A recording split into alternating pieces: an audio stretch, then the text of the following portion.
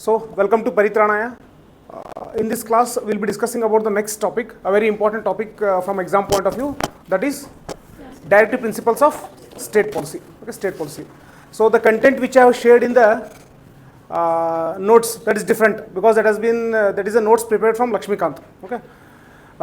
Before going into the discussion from that content, so let's look at the original directive principles of state policy. Okay. So once we complete the discussion of this, then just we shall correlate the things to the content which is present over there. Okay, because in that content they are not given in the sequential order. Article number 36, 37, 38, they are not given in sequential order, but here it is in sequence. Okay, it is in sequence, and this is the original constitution. This is the original constitution. So here let's discuss, and later on we shall connect the same things to the notes which I have shared with you. Okay, shared with you. So directive principles of state policy. So yesterday in yesterday's class we discussed about fundamental duties, also preamble, I guess, right? So preamble, day before yesterday we had just completed partially. So yesterday we concluded with the discussion of preamble. So who will recall the preamble? Yes, give a try. We the people of India having solemnly resolved. Yes. We the people of India having solemnly resolved India, constitute India into sovereign, socialist, secular, democratic republic, and secure to all its citizens justice, social, economic, political, liberty of thoughts expression, belief, faith and worship, equality of status and of opportunity, to promote among them all fraternity. Fraternity, assuring the dignity of the individual and the unity and integrity of the nation. In this constitution, the 26th day of November, hereby adopt, enact, and give to ourselves this constitution. Okay, very good. Okay, very good. Okay, that 26 November 1949, there is an important part. Rest all the things, it's just understanding. Okay, that 26 November 1949 is an important date. Okay, date. So similarly, we discussed about the fundamental duties. So can you recall one by one? Okay, first fundamental duty, who will utter it or who will decide it? Second one will be uttered by someone else. Can you give a try? First one. To abide by the constitution.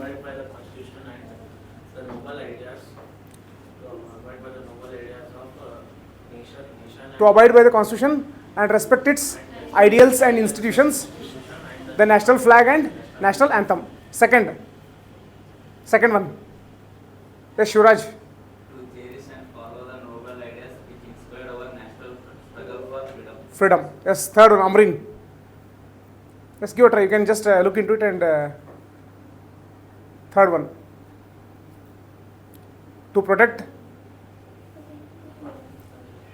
and uphold the sovereignty, unity and integrity of the nation. Yes, Rakshita, fourth. To defend our country and national service whenever called upon to do so. Yes, next, Daneshwari. To protect the harmony and the spirit of a common brotherhood among all citizens.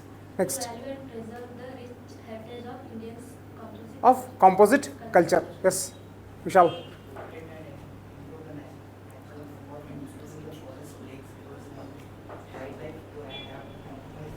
Compassion for all living creatures. Yes, Ravichandran, next. To develop the scientific capital and the spirit of independent And reforms. Yes. To safeguard public property and Abjure violence. Yes, next, Saundarya. The last one. You can look into it and you can. Yes. Okay, that I skipped it. Okay, it's not that much important because it has been included as part of the fundamental rights. To strive towards excellence in all spheres of individual and collective activity, so that the nation constantly rises to newer endeavors and achievements. Okay, achievements. So similar to preamble, another very important topic. So more or less here also we need to memorize the article numbers. So there are close to 400 articles, but we are not expected to remember the article number of each and every article. But these articles are the one, these article numbers we have to retain. It's very important from exam point of view. Okay. So directive principles of state policy, part 4 of the constitution deals with it.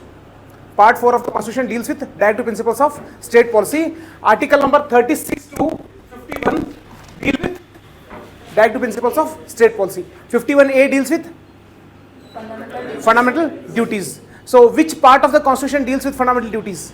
4A. So fundamental duties, whether originally they were part of the constitution? No. They were introduced through which amendment? 42nd amendment, 1976. Okay, very good. So next we will be discussing about directive principles of state policy. Now while discussing about the preamble, we use a term called as justiciable or non-justiciable. Non-justiciable. What does it mean? It cannot be enforced. You cannot go to a court if it is not implemented. If it is not implemented. Okay. So I mentioned in yesterday's discussion that in one of the case it is justiciable. Which is justiciable? DPSP. Fundamental rights are justiciable. If it is violated, then you can go to a court. Now next, DPSP, whether it is justiciable or non-justiciable? Non-justiciable. Okay, non-justiciable. Now first we need to understand what are these directives and whom the directives are being given to. Okay, directive principles of state policy. Now we need to understand what is the state. So first we need to understand what is state. So I think in 3rd or 4th class we have discussed at the superficial level what is a state. So initially when we start with the polity, we often get confused. Whenever the term state is used, we think about the state government like Karnataka, Maharashtra, Tamil Nadu, Manipur and so on. But here the word state, it has a broader meaning. It has a broader meaning. So it depends on the context. Sometimes the word state may mean central government. Sometimes the word state may mean state government. The word state may be used to refer to parliament. The word state may also be used to refer to the union executive. Okay. So anything which is related to the government, so generally they use the term state. Okay, state. So what do we understand by state policy? Government policy. Okay, government policy. So how many government policies are there? There are thousands of government policies. Okay, there are thousands of government policies.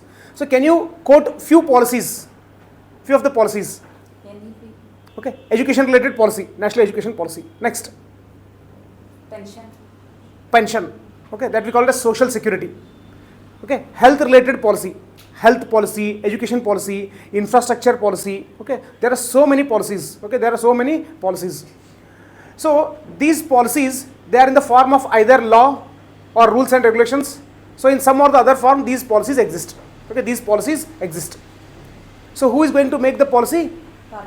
Government is going to make the policy. Here it is not necessary that parliament itself has to make the policy.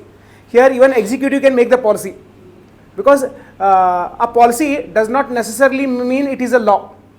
Okay, does not necessarily mean that it is an act. Okay, it's an act. So it can be anything. It can be even an executive resolution as well.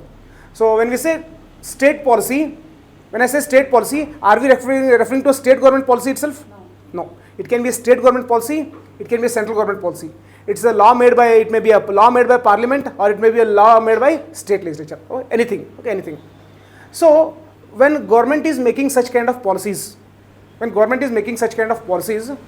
it has to keep certain things in mind. Okay, for example, if it is making a policy related to children, then it has to keep certain things in mind. What all aspects it has to keep in mind, it has been given here. When it is making a policy towards children, what all things it has to keep it in mind. When it is making a policy towards female or women, it has to keep certain things in mind. When it is making a policy towards age-old people, it has to keep certain things in mind. So the various aspects which the government has to keep in mind before making the policy. Okay, before making the policy. So those are the directive principles. So what are directive principles? Whenever a state is making any kind of policy, the various things that it has to keep in mind, so those are directive principles. It means, so someone has given the government direction that whenever you are making a policy, you should make a policy in this format. Okay, in this format. If you make policy in this format, then it would be beneficial for the nation. Okay, beneficial for the nation. The next question is, who has given this direction to the government? Constitution. Constitution. Okay, so Constitution has given the direction to the government that the following things you should keep in mind while you are making the policies. While you are making the policies. Sir, So, yes, shall we call the directive principles of the state policies limitations on the policy? limitation. No, it's not a limitation. It's not a limitation. Okay, so generally when it comes to limitation on the policy, it will be a fundamental right. So directive principle will never act as a limitation because it is not enforceable. Okay, it's not enforceable. In fact, it will place a burden on the government. It is not a limitation. It will place a burden on the government. Now let's say, so in directive principles of state policy, it says that so you should give compulsory education to the children. Okay, so it is not like restricting the government. You are placing an additional burden on the government because if the government has to give free education, then it has to construct so many schools. So it requires extra financial resources. So it will be like a burden. But the next question is whether DPSPs are enforceable, not justiciable. They are non-justiciable. Okay, so the Constitution has given the direction to the government that these things you should keep in mind while making the policies. But supposedly, while making the policies, if the government does not keep these aspects in mind, okay, so can you go to High Court or Supreme Court and say that government has not implemented this policy, so you should take action against the government? No, because DPSPs are non-justiciable. But in case of fundamental rights, if they are not implemented, then any of the citizen of this country can go and file a case in either Supreme Court or High Court saying that fundamental rights have not been implemented. Because fundamental rights, they come under justiciable part. But directive principles of state policy, they come under non-justiciable part. It means the Constitution has given the directions to the government to keep the following things in mind while you are making any kind of policies. But whether the government compulsorily makes it or not, it is left to the government because it is non-enforceable, it is non-justiciable. Okay, it is non-justiciable. Okay, justiciable. So we got at a superficial level what are the directive principles of state policy.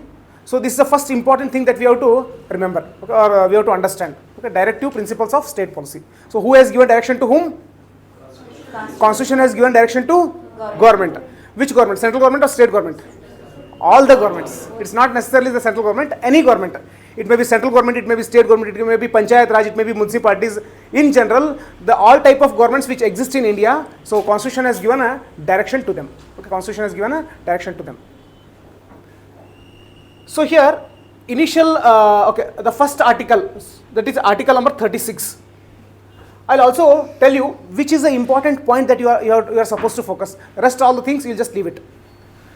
In this part, unless the context otherwise requires, the state has the same meaning as in part 3. Okay, part 3. So this is how the original Constitution is written. So it's very complex. Okay, it's very complex. Gradually we'll understand.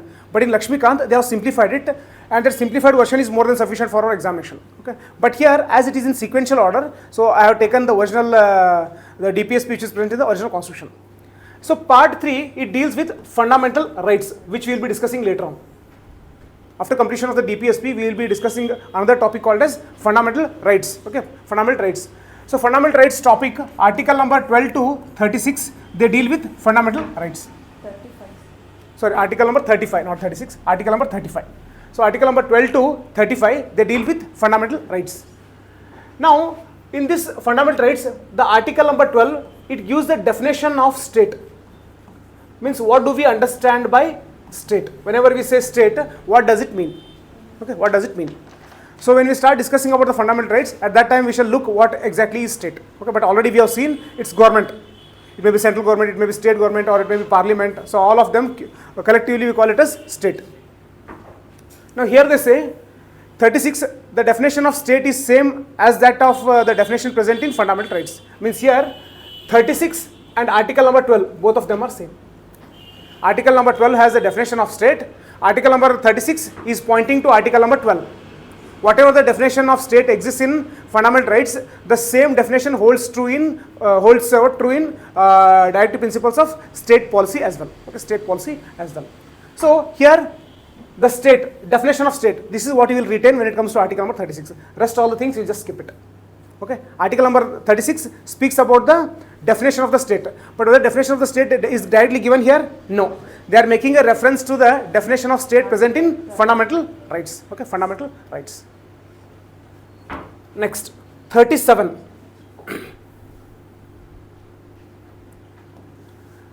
The provisions contained in this part, which part? Part 3 or part 4? Part 4. So they are referring to part 4. Shall not be enforceable by any court. So whatever has been given here, if the government does not implement it, then nobody can go to court and file a case saying that the government has not implemented it. Okay, non-enforceable. Okay, non-enforceable. Now in the examination, they are never asked, but the chances are very high that they may ask when it comes to what? Directive principles of state policy. What they may ask? Which of the article of the constitution says that the directive principles of state policy are non-enforceable? Article number 36, 37, 38 or 39? 36. Article number 37. It says that directive principles of state policy are non-enforceable. So this is how we are going to prepare. Okay. So from PLIM's point of view, the same content will also be beneficial from the mains point of view as well once we start writing mains answers. But the principles therein laid down are nevertheless fundamental in the governance of the country. See here, that English vocabulary also is equally important. Sometimes we come across new words which we have never heard. Nevertheless, what does it mean? However. Okay, the general meaning is however. So whichever words you encounter for the first time, so later on you will try to write the meaning of those words. So what does they say? What does it say? It is non-enforceable by any court. You cannot force any court, you cannot take the case to the court saying that government has not implemented the DPSP. But at the same time, this provision says that whatever is present here, the next 38, 39, 40, 41 till 51, all of them, they are fundamental in the governance of the country. Okay, to run this country successfully. So the things which have been listed here, they are very important. Both the provisions are have been presented there. They say that they are non-enforceable. At the same time, it says that they are fundamental in the governance of the country. So tomorrow in the examination, what kind of questions can be framed? Which among the following are fundamental in the governance of the country? Option number 1, preamble. Option number 2, fundamental rights. Option number 3, directive principles of state policy. Option number 4, fundamental duties. Okay. So not all, only one, that is directive principles of state policy. So they are fundamental in the governance of the country. Okay, fundamental rights may also be what? Fundamental, but explicitly this term they are used. So if a question is framed in that fashion, we should be able to identify only one, that is directive principles of state policy. So which article of the constitution mentions that directive principles of state policy are fundamental in the governance of the country? 37. Article number 37. So here you will try to identify the keywords. Can you identify the keywords? Which are the keywords here? Non-justiciable. Okay. Non-enforceable. So this will be the keyword. So enforceable or non-enforceable? It will become non-enforceable. Which will be the another keyword? Fundamental. So with these keywords, you should be able to recall. Okay, enforceable. What is enforceable? Okay, DPSP is non-enforceable. Okay, non-enforceable. Next, fundamental. What is fundamental? So these are fundamental in the governance of the country. Okay, fundamental in the governance of the country. So non-justiciable, non-enforceable. Both of them are same. Both of them are same. Okay, and it shall be the duty of the state. It shall be the duty of the state to apply these principles in making laws. So whatever the principles are follow here, so these should be kept in mind while making laws. Okay, while making laws. Okay, while making laws. So duty of the state. So which part of the constitution speaks about the duty of the state? Preamble, fundamental rights, fundamental duties, DPSP. Which part of the constitution speaks about the duty of an individual?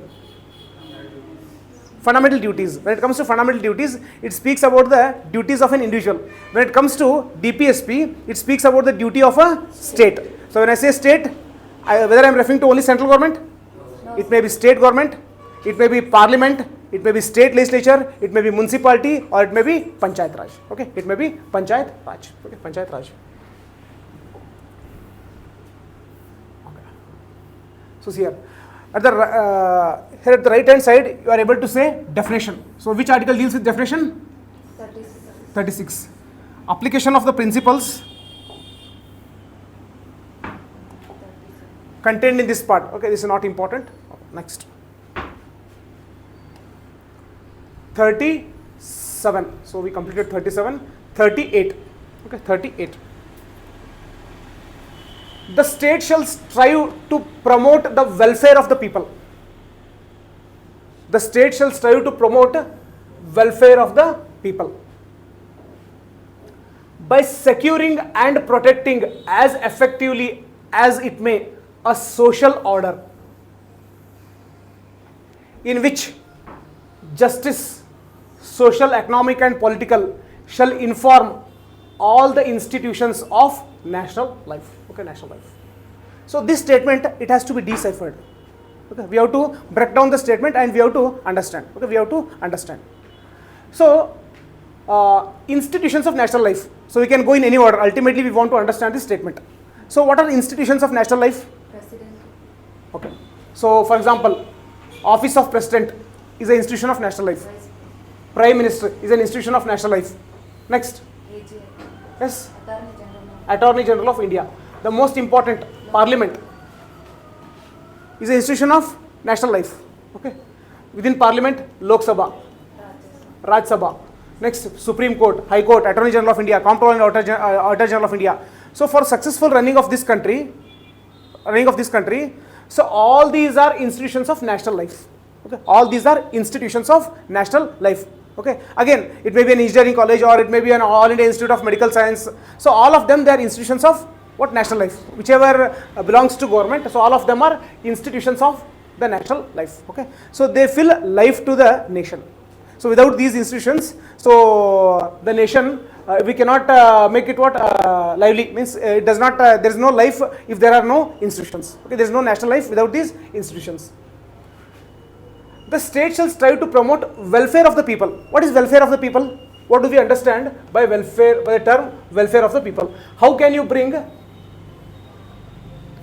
make this happen? Welfare of the people. Can you quote few examples? In this fashion, I can bring welfare of the people. Jobs. Okay. If we create jobs, okay, it can what? Bring welfare. It can make some kind of welfare in the lives of the people. Okay, jobs. Next. Health, nutrition. Okay, health and nutrition. Next. Education. Good. Next. Water facility, electricity facility, gas facility. So all these are indicators of the welfare of the people. Okay, welfare of the people. Now to make comparison, there is one person who fetches water by traveling kilometers together, and another person who has a tap connection in his home. So who has a better life? One who has a tap connection, right? So welfare of the people. So from previous existing conditions, whatever the new developments are taking place, this we call it as welfare. Okay, welfare. So with few examples, we understood what is the welfare. Okay, welfare. So the state shall strive to promote the welfare of the people. Who should try to promote the welfare of the people? The government. Okay, state means the government. It may be central government, it may be state government. So they should strive to promote the welfare of the people. Okay, so they should enhance their educational level. They have to improve their health related things, and they have to build the skills, they have to provide the employment opportunities and all those things. But here they are specifically focusing by securing and protecting. What shall the state do? By securing and protecting as effectively as it may a social order. Okay, social order means everything should be in order. Okay, everything should be in order. So this social order is a very broader term. So gradually we'll understand. Okay, we'll understand in which justice, social, economic and political. We already discussed about these terms. Okay, in which justice, social, economic and political. So in the very broader sense they have given. Can you give me an example of a social justice? Election. While discussing about the preamble, we discussed an example of a social justice. SC. Reservation of seats in favor of scheduled caste, scheduled tribes, women. Okay, so this is an example of a social justice. Okay, so that when you provide reservation, they can be brought into the mainstream. They can be brought into the mainstream. This is just one example. Similarly, can we recall an example of economic justice? So we recall an example of Manarega scheme. Okay, Manarega scheme. Now, political justice. Election. Adult. Okay, voting based on universal adult franchise. So all these examples we have seen. So we can provide this justice, social, economic and political only when there is a social order. Means all the things are in order. Okay, all the things are in order. So this kind of justice, social, economic and political it should not be confined to just one single institution. Across all the institutions of national life, there should be all kind of justice. For example, if I take parliament as an example, in parliament also there should be feature of social justice, there should be feature of economic justice, there should be feature of political justice. If I take Supreme Court, there should be a feature of political justice, social justice, economic justice. So whichever institution that gives life to the nation, all of them should be filled with various kind of justice. Okay, various kind of justice.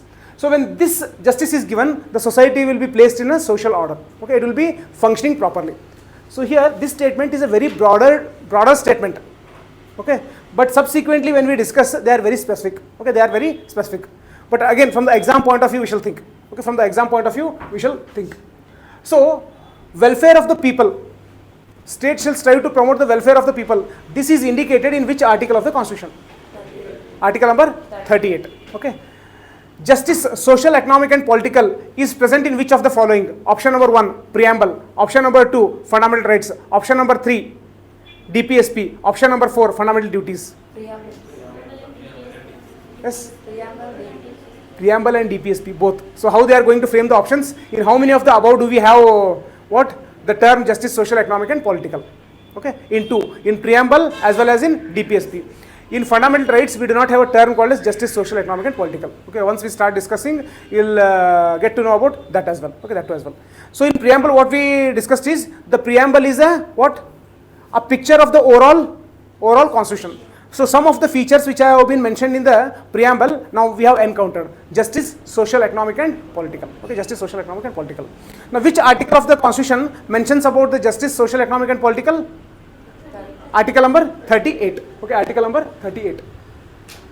So here also you will identify the keywords. Which are the keywords? Welfare is a keyword. Yes, social order is a keyword. Next, justice is a keyword. Institutions of national life is a keyword. So once you identify the keywords, what you will do? You will start joining the dots. Okay, you will start joining the dots. So once you recall the word called as justice, automatically the other words associated with justice, social, economic and political, should come to the fore. Okay, should come to the fore. Now what is distributive justice? Social justice plus economic justice. Together we call it as distributive justice. Okay, distributive justice. So within article number 38, this is the first point. Okay, first point. So here in the examination, there will not be so much specific. Article number 38.1, article number 38.2, no. Okay, 38 if you remember, that would be sufficient. Just to discriminate or separate the discussion of first point from the second point, I have indicated that it is the first point and the next which follows is the second point. Okay, second point. The state shall in particular strive to minimize inequalities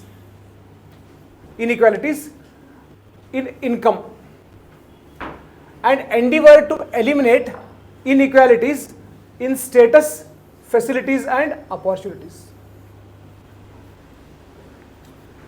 Not only amongst individuals, but also amongst groups of people residing in different areas or engaged in different occasions. So again, let us try to decipher this point. So the state shall in particular strive to. So it means the government should continuously make effort. What kind of effort it has to make? To minimize inequalities in income. So whether income inequality exists? Yes, income inequality exists. So there are people who earn crores together per month and there are people who just earn thousands in terms of thousands per month. Okay, even less than that. So government should make an effort to minimize this inequality with respect to income. Okay, income. So we cannot make it as equal. All the people of this country will earn equal amount of salary every month. That we cannot do. But here the government should strive to minimize this inequality in income so that everyone can lead a basic standard of life. Okay, basic standard of life. Now whether government has made any effort to minimize the inequality in income? Can you give me an example? Yes. Income tax, okay, that is the redistribution of wealth. So directly intervention. Yes. Equal pay for equal. That is next, it follows here. It is a part of the DPSP. It's a specific statement. Now if you look at Manarega, again it's an example of what? Minimizing the inequalities in income. So Manarega, Mahatma Gandhi National Rural Employment Guarantee Act. So what does it do? In a rural area, every household should get at least 100 days of employment per year. So it is guaranteed. If the government is not able to provide 100 days of employment, then the government should pay compensation as per the Manarega Act. So through this act, through this scheme, through this policy, what government is ensuring? That at least minimum income comes to a rural household. So whatever the income inequality was there, it has not been completely removed, but at least effort has been made to reduce the inequality. So here the best example is Manarega. There are many more examples, but to connect these things, we'll just use one example. Okay, we'll just use one example. So the state shall in particular strive to minimize the inequalities in income. Example, whether it has tried, yes, that is Manarega. Now in the prelims point of view, how the questions can be framed? So which article of the Constitution mentions about minimizing inequality in income? 38. In the mains, how they are going to frame the question is, so directive principles of state policy have just remained as directives and there is no longer their utility. Comment, discuss. Now when you start writing an answer, you should be knowing about the examples. No, they have been implemented. Example Manarega. So this is how you will substantiate. So this is how the prelims and mains, the approach is different. Okay, prelims and mains approach is different. So again we will be discussing in the forthcoming discussions as well. And endeavor to eliminate inequalities in status, facilities and opportunities. Again with the help of an example, we shall try to understand these things. Eliminate inequalities in status. Okay, so status means, for example, a person employed in a particular profession, considering him as of higher status, and another employee involved in some other work of lower status. So trying to eliminate such kind of inequalities. For example, now someone is working, let's assume, in water department. Another one is working in electricity department. Okay, just I'm taking an example. So no doubt the challenge may be different in both the departments, but they will be paid equally. So when you are paying equally, it means both of the status are considered equal. Okay, equal. Next, facilities. So eliminate inequalities in facilities. There are so many examples that we can quote. So just now you mentioned about few examples. In urban areas and rural areas, when you compare an urban area with a rural area, so where do we find more facility? Urban areas. Okay. So can you recall few of the facilities which are easily accessible in urban areas? Water facility. Okay. Electricity, water, transportation. Next, health, hospitals. So all these facilities are very easily accessible in urban areas, but in rural areas we have, but very meager. Compared to urban areas, the facilities available in rural areas are not on par with the facilities available in urban areas. Okay, urban areas. So here, what the government will should do, try to eliminate the inequalities in facilities. Whether the government has done such kind of, has brought any such kind of schemes? Can you quote an example? Yes. Ujjwala Yojana. So under Ujjwala Yojana, what do they do? Electricity. They provide subsidized cylinders. Okay, subsidized cylinders. One more is Ujjwala scheme, which is related to electricity. Okay. So next, for providing drinking water also there is a scheme, Jal Jeevan Mission. Okay, to provide tapped water connection. So you can just use few examples. What is that? Ujjwala Yojana. Okay, it provides LPG. So it means only people residing in urban areas will not be using LPG. Even those present in the rural areas, they will be using LPG. Okay, next. Which scheme you mentioned about? Jal Jeevan. Jal Jeevan to provide drinking water. Okay, drinking water. So when we bring such kind of schemes, it tries to reduce the inequality in facilities. Inequality in facilities. Okay, facilities. Next, some of them they overlap. Facilities and opportunities almost they mean the same. Okay, there may be a minute difference, but almost they mean the same. So the opportunity available to a person in rural area and the opportunity available to a person in urban area, definitely there is a difference. Okay, there is a difference. For example, quality education. Okay, quality education is available in urban area but not in rural area. So Can you give me an example wherein you can create that opportunity even for a person from a rural area? For example, sometimes you make a reservation in favor of a person who has studied in rural area, 5% or 10%. Why? Because when it comes to education, he has not got an education on par with the person who has studied in the urban area. So to fill that gap, whatever the reservation that you are providing, so it is like what? It is like giving equal opportunity. Okay, whatever the inequalities are there in opportunities, so you are trying to bridge those inequalities. Okay, you are trying to bridge those inequalities. So there are so many numerous examples that you can connect, but just for time being to understand this, 1 or 2 examples would be sufficient. Okay, 1 or 2 examples would be sufficient. Opportunities not only amongst individuals. So whatever the things that we have discussed here, that is minimize inequalities in income and eliminate inequalities in status, facilities and opportunities, not only amongst individuals. It not only focuses only on individuals, but also among groups of people residing in different areas. Okay, different areas. For example, if we take Karnataka as an example, so we have North Karnataka and we have South Karnataka. So those who have visited Bangalore, it's very clearly visible. So whether inequalities exist between the Bangalore region and northern part of Karnataka?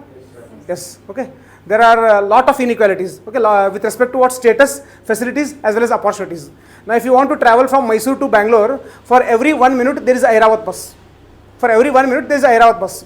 But if you want to travel from Bijapur to what, for example, Hubli, okay, recently from the past 1 year they have introduced that too for every 3 or 4 hours there is one bus, there is one Airavat bus. So this is an example of inequalities that exist between the areas. Okay, it is not that the people of North Karnataka cannot afford an Airavat. So whenever an Airavat bus is going from Bijapur to Hubli, every time it will be full. But the thing is that I think there is some kind of discriminatory treatment towards the northern part of Karnataka. Okay, so this is an example of what? Inequality that exists between the people residing in different areas. So the government should also make an effort to reduce these inequalities. I am just giving you an example. And people engaged in different occasions. What is occasion?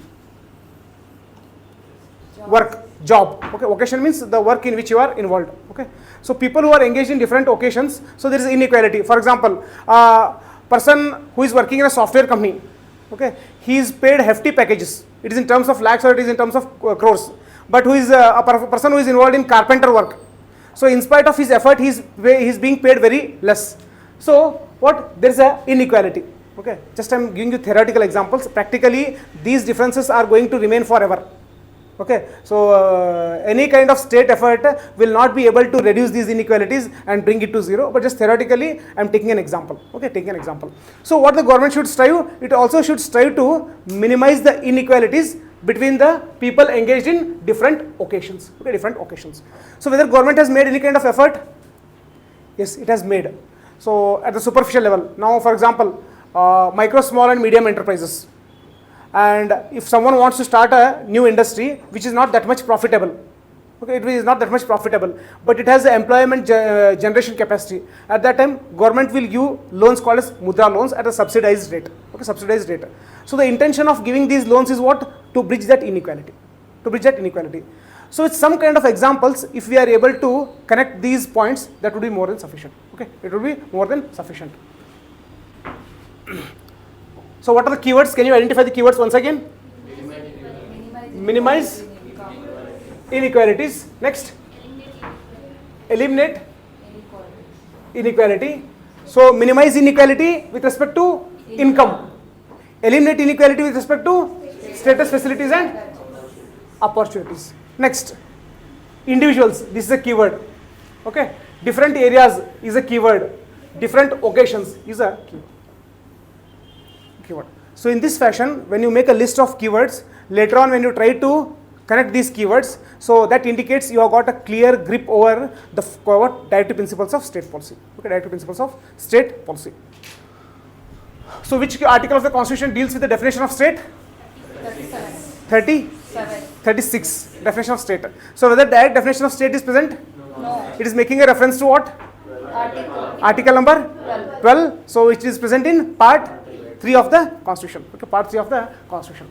Next, 39. Okay, 39. The state shall in particular direct its policy towards securing. Okay, So state should make some kind of laws, policies, anything to address the following issues. That the citizens, men and women, equally have the right to an adequate means of livelihood. So while discussing an example, during our discussions of preamble, we came across this statement. Okay, we came across this statement. Citizens, men and women, equally have the right to an adequate means of livelihood. So what is livelihood? The various occasions you are engaged in to lead your life. Okay, so you may be working in a farm, you may be working in a factory, you may be a government employee, you may be a carpenter, you may be a goldsmith, you may be a software engineer. Okay, you may be a software engineer, or you may be a doctor, you may be a lawyer. Okay, citizens, men and women, equally have the right to an adequate means of livelihood. Means to earn the livelihood, you should have adequate means. So what are inadequate means? For example, if you are begging, whether it's an adequate means of livelihood? Okay, it's not an adequate means of livelihood. So you are involved in theft, whether it's an adequate means of livelihood? No. So all the citizens, whether it is men or women, should get adequate means of livelihood. It means they should get good employment opportunities. Okay, good employment opportunities. Now things will start overlapping, because again we may start using the same example everywhere. Okay, everywhere. So can you give me an example? Which example we can quote here? Yes, adequate means of livelihood. Again Manarega will quote. Okay, even if you quote multiple times also, not an issue. That is, citizens, men and women, equally have the right to an adequate means of livelihood. Okay, adequate means of livelihood. So it means government has to create employment opportunities in such a fashion that each and every individual in this country, whether male or female, they should have adequate means of livelihood. So whether government has done it? Yes. Universally? No. Whether each and every person in this country, whether he has adequate means of livelihood? No. There are beggars, there are thieves, okay, all exist. Okay, all exist. So government has made an effort, but we have not been able to achieve it universally. Okay, universally. But whether government has made effort? Yes. Example? Manarega. Okay, example? Manarega. Next, that the ownership and control of the material resources of the community are so distributed as best to subserve the common good. To subserve the common good. Now again, it's again a very broader statement. So first let me take what is community. What do you understand by community? Group of people constitutes a community. So community may be as small as consisting of around 5 to 10 people, or it may be larger. A village is a community. Can we call a village as a community?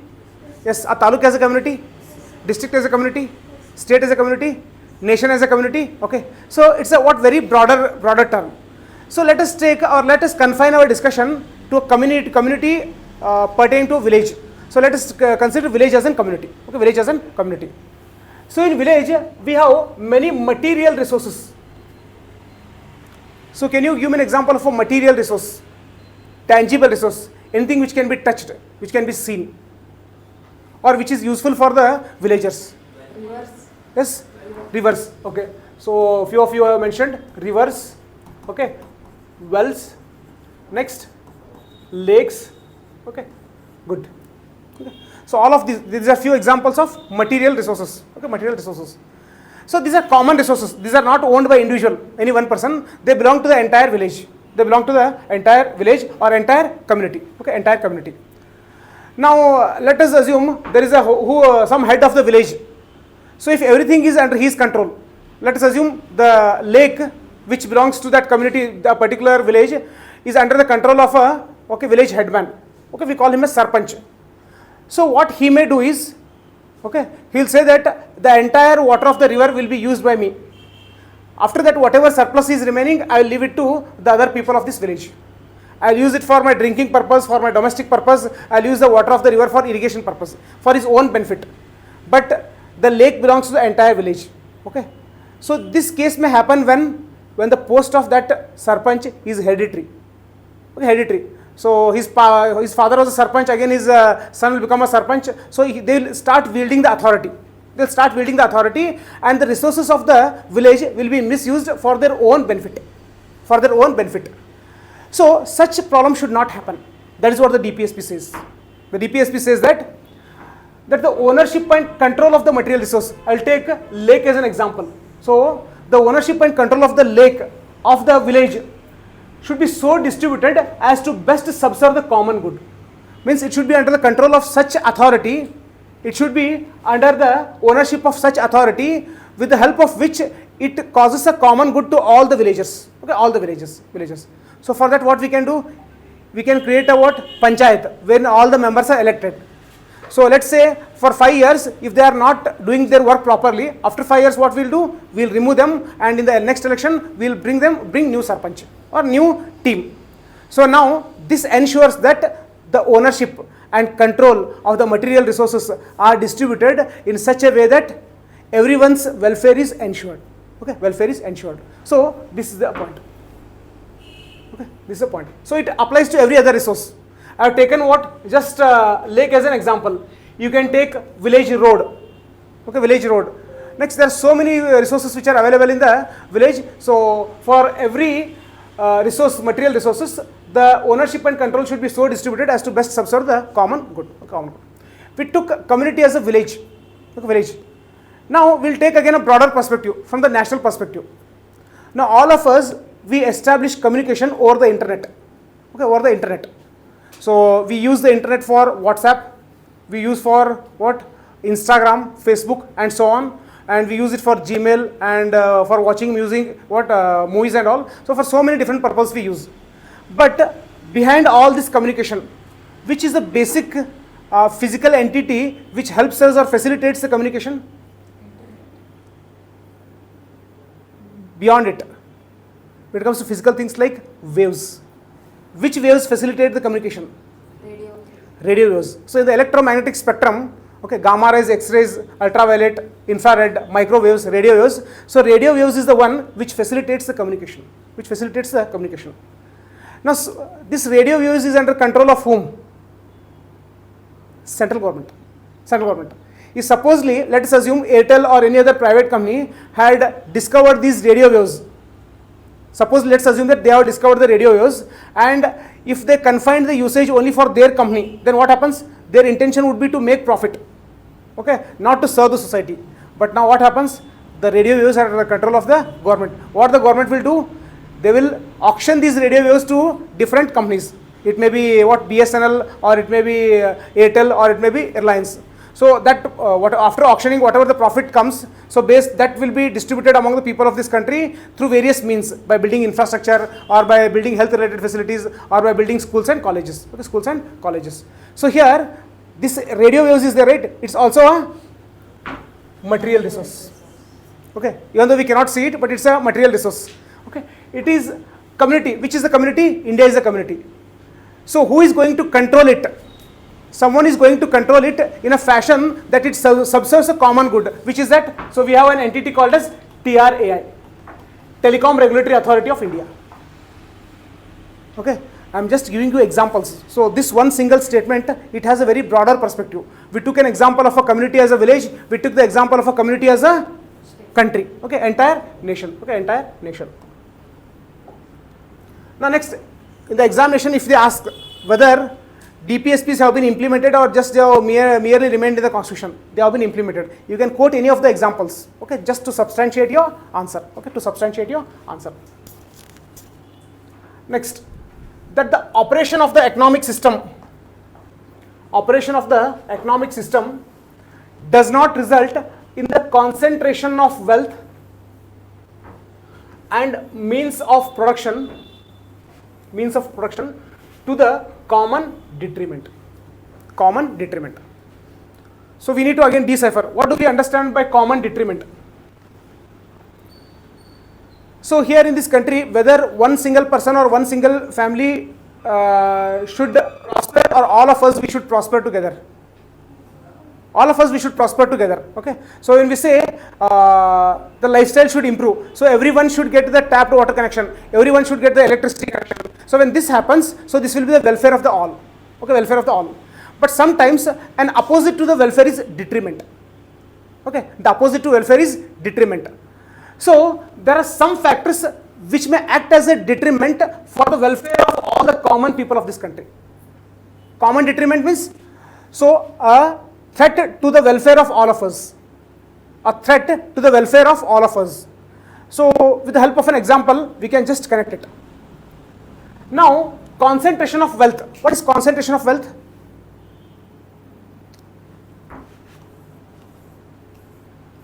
There are 5 people, so each one of them, they have what? 1,000 rupees each. 1,000 rupees each. So this is scenario 1.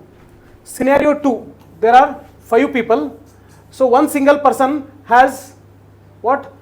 4,500 rupees, and rest all they have just 100 rupees each. Wealth is there. Here in the scenario 1 it is distributed, but here only one person has all the wealth. Okay, all the wealth. So this is called as concentration of wealth. Okay, concentration of wealth. So rich is becoming rich and poor are becoming poor. So the operation of the economic system does not result in concentration of wealth. So our entire system should work in such a fashion that this does not happen. The concentration of wealth does not happen, the wealth has to be distributed. So whether efforts are being made to distribute the wealth? Yes, can you give an example? Yes, Daneshwari, yes, you are right. Give me one example where an effort is being made to reduce this concentration of wealth. Yes, tax. Tax is a very wonderful example. So whosoever earns above a particular threshold, so they will be taxed more. So that extra surplus tax which has been collected, so it will be distributed among the people through various ways. It may not be direct distribution, but that extra income will be used for the for the construction of schools, for the construction of hospitals, for the construction of road infrastructure, etc., which will be beneficial for all of us. Okay, all of us. So by doing this, what we are doing? Common detriment. The aspect which was becoming a threat to the welfare of all, so that has been overcome by reducing the concentration of wealth. Similarly, means of production, concentration of wealth and means of production to the common detriment. So means of production, for example, we shall take the telecom industry itself. So before 2016, I don't know how many of you are aware, so those who have used the mobile phones before 2016, you might be aware of it. Okay, you might be aware of it. So today, on an average, monthly, what is the expenditure on our phone bill? Average? 200. Maximum is 250, not more than that. And per month, maximum we pay around 200 to 250, right? Including all the internet charges. Okay, internet charges. 300. So I use around 200 to 250. Okay, let's take 300. That's not an challenge. Let's take it as 300. But now for 300 rupees, how much internet you are going to use? Whether it is limited? Almost it is close to unlimited. Every day you will get close to 2 GB, 3 GB, 4 GB data. Okay. But before 2016, for 1 GB data, for Airtel, you have to pay 200 rupees for 1 GB data. Okay. You can just inquire with any of your seniors or your parents. So how they used to use mobile? If there is any urgent email, they have to check, they will switch on the internet. Okay, again they will check it, again they will disable it, so that the data is not lost. Okay, data is not lost. Now, today, do you remember any instance wherein you have kept your data off? There are no such instances where you have kept your data off. Probably if you don't want any kind of disturbance from your friends or family, then you may keep your data off. Okay, that's the only scenario. In rest all the scenarios, you are never going to keep your data off. So this kind of revolution, why did it take place? Just I want to connect this example here. So means of production at that time, so Airtel was a dominant player, so they used to supply internet. Okay, so now whatever, if they charge 200 or 300, you have to pay. But with the advent of Jio, what happened? He gave the internet free for 6 months. So all of us, we got addicted to the internet. Now without internet, so we cannot spend even 1 minute of time. Every now and then, even when we are sitting in the classroom, so when I am not noticing, you will just remove the phone and you will just check whether any notification has come from the WhatsApp, because so much addicted we have become to the internet. So that's why we say we have become a slave of a tiny device, and it's true, we are slaves, because mobile can live without us, but can we live without mobile for 1 single day? If you do that, then it will be equivalent to what? Doing a tapassu in the Himalayas for hundreds of years. So that will be the greatest achievement in these days. So this revolution was possible because we were able to overcome the means of production. Now because of the geo, what happens? The means of production is not concentrated in one single company, but it is concentrated in multiple companies. So we are able to access the services at a very subsidized price. Okay, subsidized price. Now similarly, in 1990s, when private players were not allowed to enter into the telecom sector, only BSNL was there. So 20 years back, to secure a BSNL SIM, you have to wait for 6 months. Okay, I don't know how many of you are aware, in 2002 and 2003, to get a BSNL SIM, you have to wait for 6 months. Then you will get a BSNL SIM. But now today, the trend is reversed. So nobody is interested to secure BSNL SIM. But again, in recent days, they are interested because they want to keep a backup. Because with a very low recharge of 100 rupees, you can maintain the BSNL SIM for years together. But in case of private players, it's very difficult. So immediately when you stop recharging, it will get disconnected. Okay, disconnected. So similarly in other industries, now for example, it may be a salt industry, it may be sugar industry or any other industry. If only one single company is involved in manufacturing all these products, what happens automatically? The price will increase. The price will increase. But if the means of production is distributed, then what happens? Automatically the price will come down because of the competition. Okay, because of the competition. So the government has to make the effort to overcome the concentration of wealth. The government has to make the effort to overcome what? Means of production, so that this step of government should reduce the threat, which is common detriment, and ensure the welfare of all the people of this country. All the people of this country. Okay, people of this country. So initially when you look at this statement, it appears very complex. Okay, but when you start connecting these complex statements with the help of the examples, they'll start appearing easy. Okay, they'll start appearing easy. That there is equal pay for equal work for both men and women. So this we have seen while discussing about the preamble. So in preamble we don't have this word, but while discussing about the preamble, we just saw how the provisions of the preamble are being implemented through the provisions of directive principles of state policy. So one of the DPSP says that equal pay for equal work for both men and women. Again, theoretical.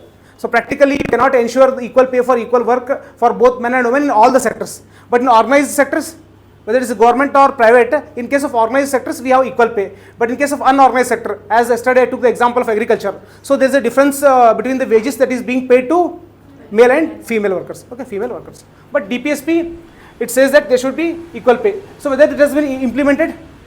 Yes, completely?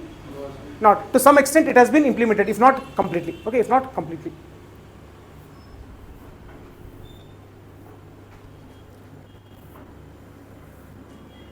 Okay. Next. That the health and strength of workers, men and women, and tender age of children are not abused, and that citizens are not forced by economic necessity to enter avocations unsuitable to their age or strength. What does it mean?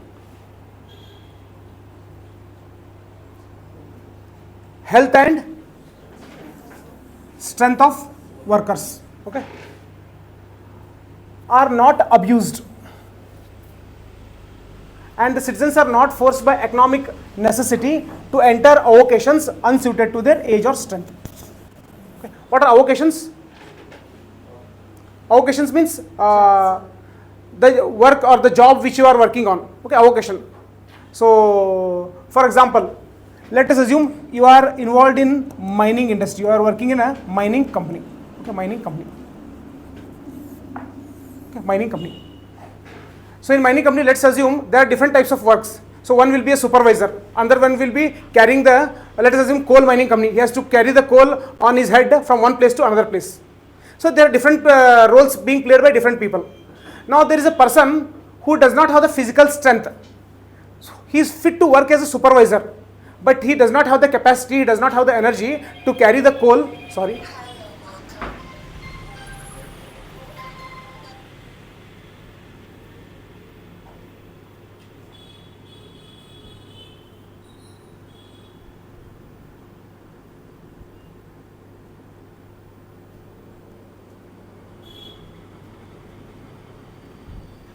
Okay. So he cannot carry the coal on top of his head from one place to another place because he does not have the strength. But the person who is hiring him, he will say, so this is the nature of work you are supposed to do. So if you do this, then I am going to pay, then you are eligible to work in our place. Now he wants money, economic necessity is there. So because of that, in spite of the struggle, he'll start working in the mining company. Okay, mining company. So this should not happen. So that is what they are saying. The health and strength of the workers should not be abused. Okay, it should not be, they should not be abused, and citizens are not forced by economic necessity to enter avocations unsuited to their age or strength. So they do not have that strength. So such kind of works they should not be assigned. Again, these are all theoretical things. So many of the people in this country, they work for economic necessity. Okay, so there are very few people who work for enjoyment. Yes or no? So there are two things. One is we work for enjoyment. Another one is economic necessity. So majority of us, okay, if someone asks us a question, for what purpose we work? So generally it will be for economic necessity. But these are theoretical aspects. So it says that anything which does not suit your age, anything which does not suit your strength. So in such kind of work, you should not be forced to work because of the economic necessity. Okay, economic necessity. Next, it applies to both men and women, and also tender age of children.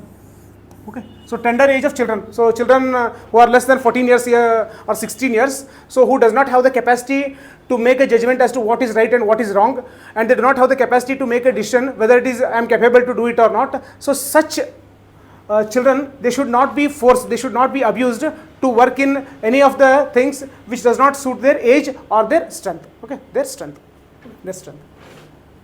So now whether this provision has been implemented? Yes. Labor. Yes. So in the Labour Act, there are some provisions, and also prohibition of child labour. There are some provisions which try to implement these provisions as well. Okay, these provisions as well. Okay, as well. Next, that children are given opportunities and facilities to develop in a healthy manner. Children are given the opportunities and facilities to develop in a healthy manner and in conditions of freedom and dignity. So children should be given an opportunity to develop in a healthy manner. So how can a child grow in a healthy manner? What are the factors that contributes for its healthy development? Yes, food. Okay, food, nutritious. So these are the opportunities which help the develop to develop of a child in a healthy manner. So food. So have any steps been taken by the government?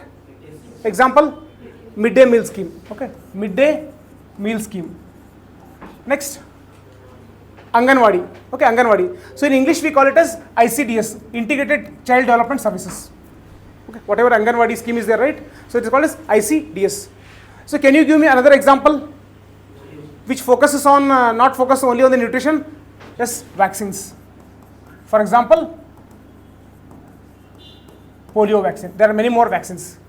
So the children should be given an opportunity to develop in a healthy manner.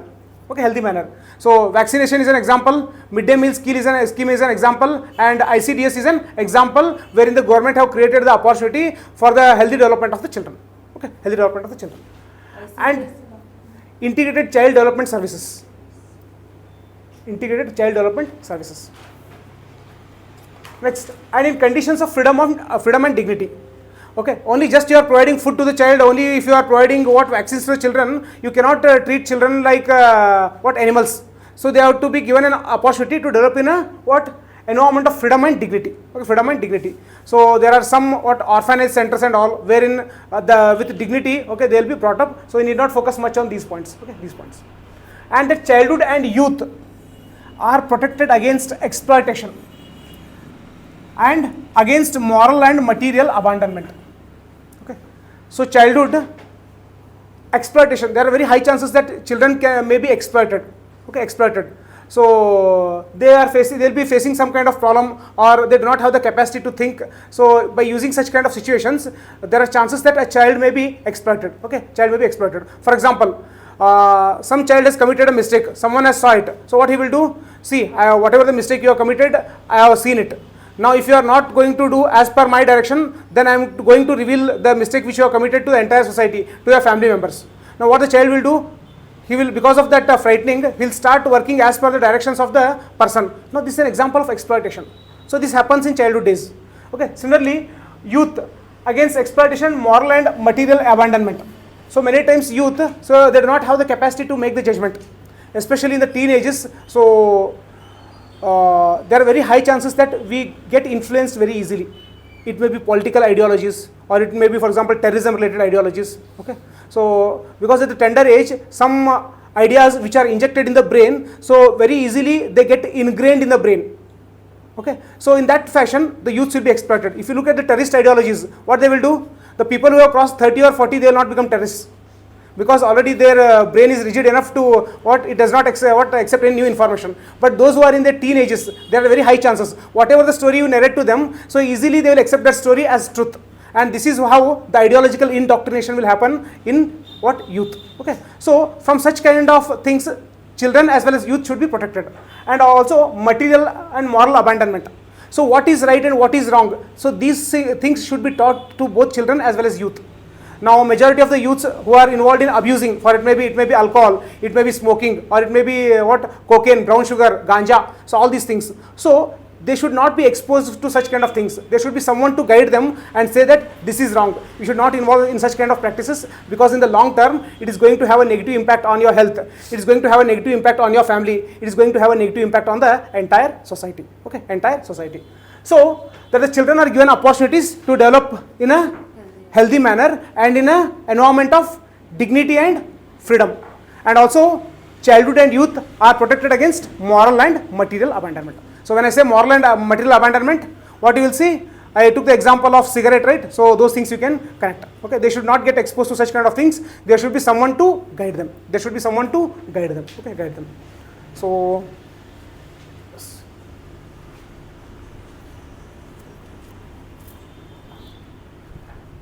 so 39A, right? So 39A we'll discuss and then we'll take a break.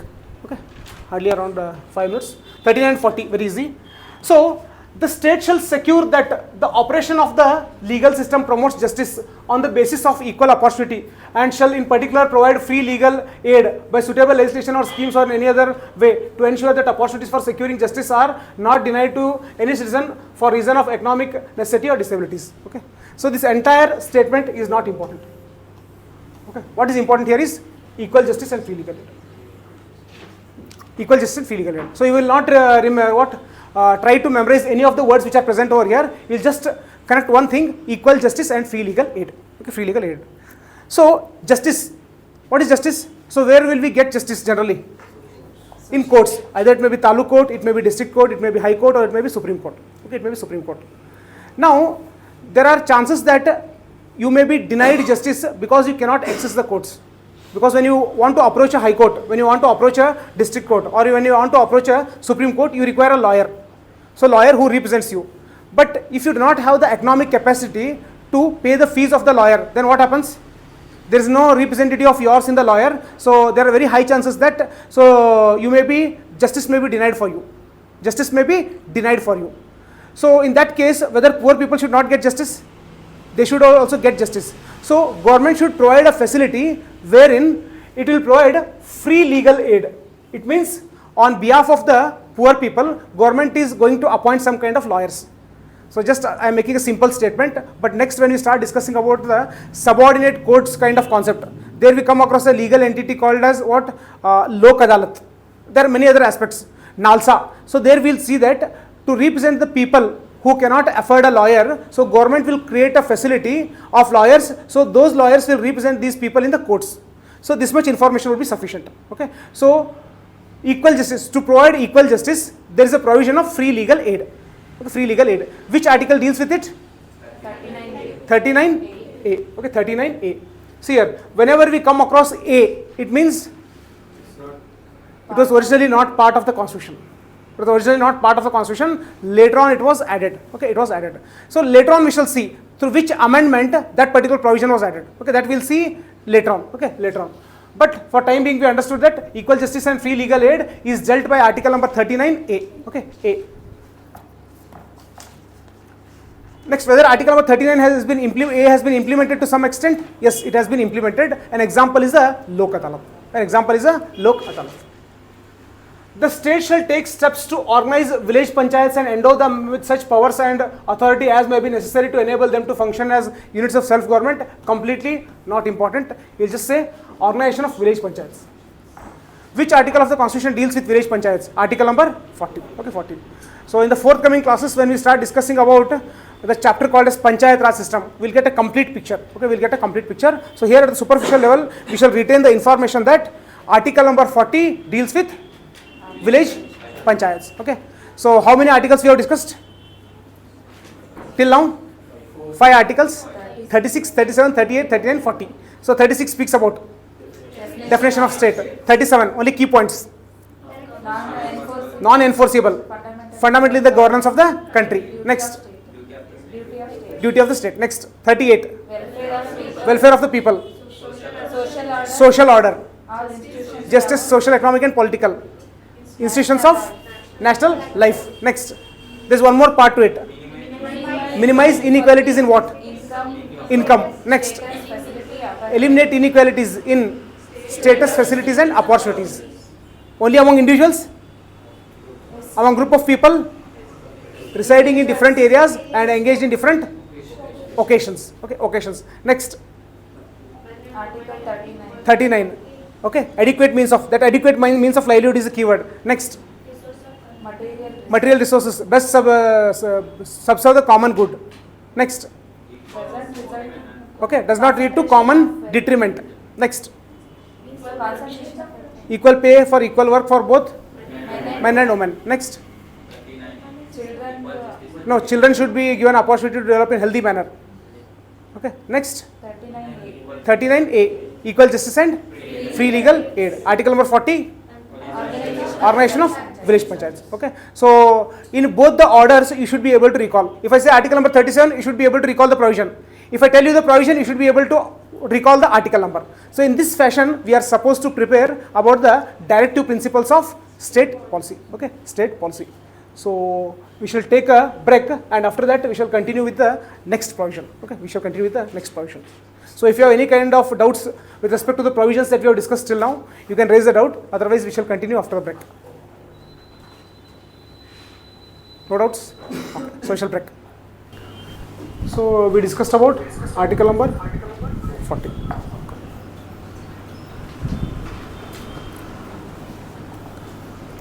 So which article deals with welfare of the people? Which article deals with welfare? 38. Okay. Reducing inequality in income. 38. Okay. Healthy development of children. 30. Equal justice and free legal aid.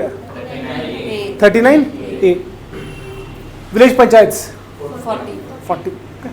So next we will be discussing about article number 41. Article number 41. So what does it say? The state shall, within the limits of its economic capacity and development, make effective provision for securing the right to work, to education and to public assistance in cases of unemployment, old age, sickness and disablement, and in other cases of undeserved want. Okay. So the various provisions which the state shall make. Okay. So again it is what non-enforceable. So state shall strive, means government has to make an effort. What is that effort? Effort should be for securing the right to work. Means if anyone wants to work, anyone wants employment, so government should be able to provide the employment immediately. So that should become a right of an individual. Okay. Right means whenever you claim, government should provide it. That is called as a right. So whether right to work has been implemented in India? If anyone goes and claims to government that I want work, whether the government will immediately give the work? Okay. Only in some cases it has been implemented. It's not universal. For example, Manarega that we have discussed. So there, if any of the person in a rural area, if he goes and claims for a work under Manarega, then government has to compulsorily give him the work. If government is not able to give the work, then it has to pay the compensation. but it is not universal, means for the entire nation it's not applicable, but to some extent government has implemented it. Okay, implemented it. Right to work. Okay, right to work. Right to education. So if anyone wants education, but I do not have money, so government has to satisfy it. Whether it has been implemented? To some level, at the primary level it has been implemented. Okay, right to education till the 14 years of age. So not only in government schools, even in private schools also, if you know, there is a reservation of 25% seats for underprivileged section. So this was brought in 2011 when Right to Information Act was passed. Okay, Act was passed. So the right to education has been implemented, not completely, but at the primary level it has been implemented. The thing is that already we have government schools, but on top of the government schools, there is also a reservation for students of underprivileged section in the private schools as well. So right to education has also been implemented. Next is public assistance. So public assistance in cases of unemployment, old age, sickness and disablement. So what do we understand by public assistance? Okay. So generally initially when we hear about term called as public assistance, means someone who is sick, someone who is old age, so helping him to cross the road. Okay, that is not public assistance. That is not public assistance. So public assistance means government should support. Okay, government should support. In what fashion? Public assistance in cases of unemployment. If person is not getting employment, then some kind of stipend has to be provided to him. Whether such kind of provisions exist in India? Yes, sir. Okay, we don't know about the central government, but the state government to some extent it has implemented the directive principles of state policy. Right? Under some scheme, some Bhagya, it has been providing what? That stipend, right? 2000. So it's an example of public assistance in case of unemployment. To what extent it is beneficial, we shall not comment on it. Okay, but whether state has provided, we are able to recall an example of Karnataka state government. The state government. Public assistance in case of old age. So for old age people, there is some kind of pension which is given by the government. So it's an example of public assistance. Means government will give the pension every month. So that is an example of pension, means those who worked in government sector and every month PF will be deducted. That is different. So here it is social security. So government will be spending the money out of its pocket. Okay. So that's an example of public assistance in case of old age. Okay, old age. Next, sickness. Public assistance in case of sickness. An example, the famous example, Ayushman Bharat. Okay, under the Ayushman Bharat scheme, so for a particular family, so annually up to 5 lakh rupees expenditure, it will be borne by the government. Okay, by the government. So this is public assistance in case of sickness. Okay, sickness. So you can write down the example. So public assistance in case of sickness, Ayushman Bharat. Ayushman Bharat. Old age, for example, pension scheme. Okay, pension scheme. Employment, example, Manarega. Okay, Manarega. Disablement. So those who are physically challenged. So there is a special kind of stipend or pension which they get every month. Okay, so have you heard of such kind of stipends or pensions? Those who are physically challenged, for example, they cannot hear, if they cannot walk properly, if physical some disabilities are there, so they get what? Pension on monthly basis. So that is public assistance in case of disablement. And in other cases of undeserved want, there are many such cases wherein the government may provide. Example, widow pension. There is a provision of widow pension. Okay, it's an example of other undeserved want. So in this fashion, government should assist the people in securing the employment, in securing the education, in securing public assistance in case of old age, sickness and etc. Okay, old age, sickness and etc. So here, if you are not able to retain this entire content also, you should be able to recall this content. Right to work, education and public assistance in certain cases. Okay, in certain cases. So which are those certain cases? Public assistance? Unemployment, old age, sickness, disablement and other undeserved wants. Okay. So from the exam point of view, so what will be the keyword here? Work. Once you are able to identify the keyword called as work, automatically you should be able to connect all the other things. Right to work, to education, public assistance and so on. Okay, and so on. Otherwise you can identify multiple keywords as well. Okay, multiple keywords as well. 42. Provision for securing just and human conditions of work and for maternity relief. Okay. Human conditions of work.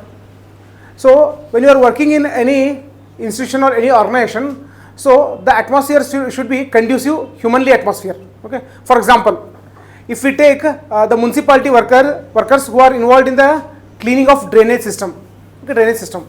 So their duty is to clean the drainage. But what is human conditions of work? Many times we see that when they are cleaning the drainage, they don't even use the gloves. But without using the gloves, when they are involved in such kind of activities, so in the long term, what happens? It will have a negative repercussion on their health. It will have a negative impact on their health. Okay, so that should not happen. Yes, their job is to clean it. Okay, let them clean it. But at least you should give them the safety guards wherever possible. You should give them gloves and other safety equipments. Okay, so state should make a provision for it. Not only government, if you take any of the private sector also, for example, if we take any of the mining industry, which may be a private sector, government will make rules and regulations. Whosoever you may be employing in the private sector, but when you hire a person, you should give him safety equipments like shoes, like gloves. So these kind of rules and regulations the government has to make. If the government does not make such kind of rules and regulations, can we enforce these rules by going to Supreme Court and High Court? No, because these are non-enforceable. So once they have been made as a law, then they can be enforced. But just based on the content which is present in DPSP, it cannot be enforced. Okay, it cannot be enforced. Next, conditions for work and maternity relief. What is maternity relief? So the kind of relief which a pregnant woman gets. Okay, pregnant woman gets. So do we have any kind of relaxation for the pregnant women in India? Yes. Okay, we have relaxation. We have a separate act for it, Maternity Benefit Act. Okay. So here, out of curiosity, so Maternity Benefit Act. So UPSC focuses on such kind of aspects. So here what we need to do is we have to club the static part with the dynamic part. The static part with the dynamic part. So those who have already attended the previous classes, they might be aware. So whenever such maternity benefit comes, so from UPSC exam, they focus more on maternal benefits.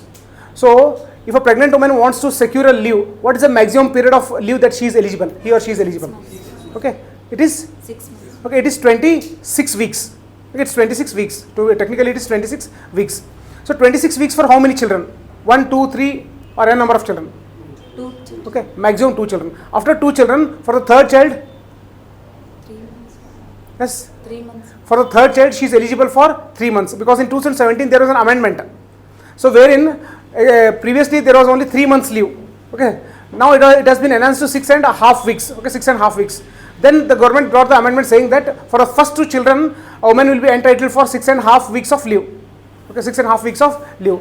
But for the third child onwards, the entitlements will get reduced. She will be eligible for 3 months leave. Okay, 3 months leave.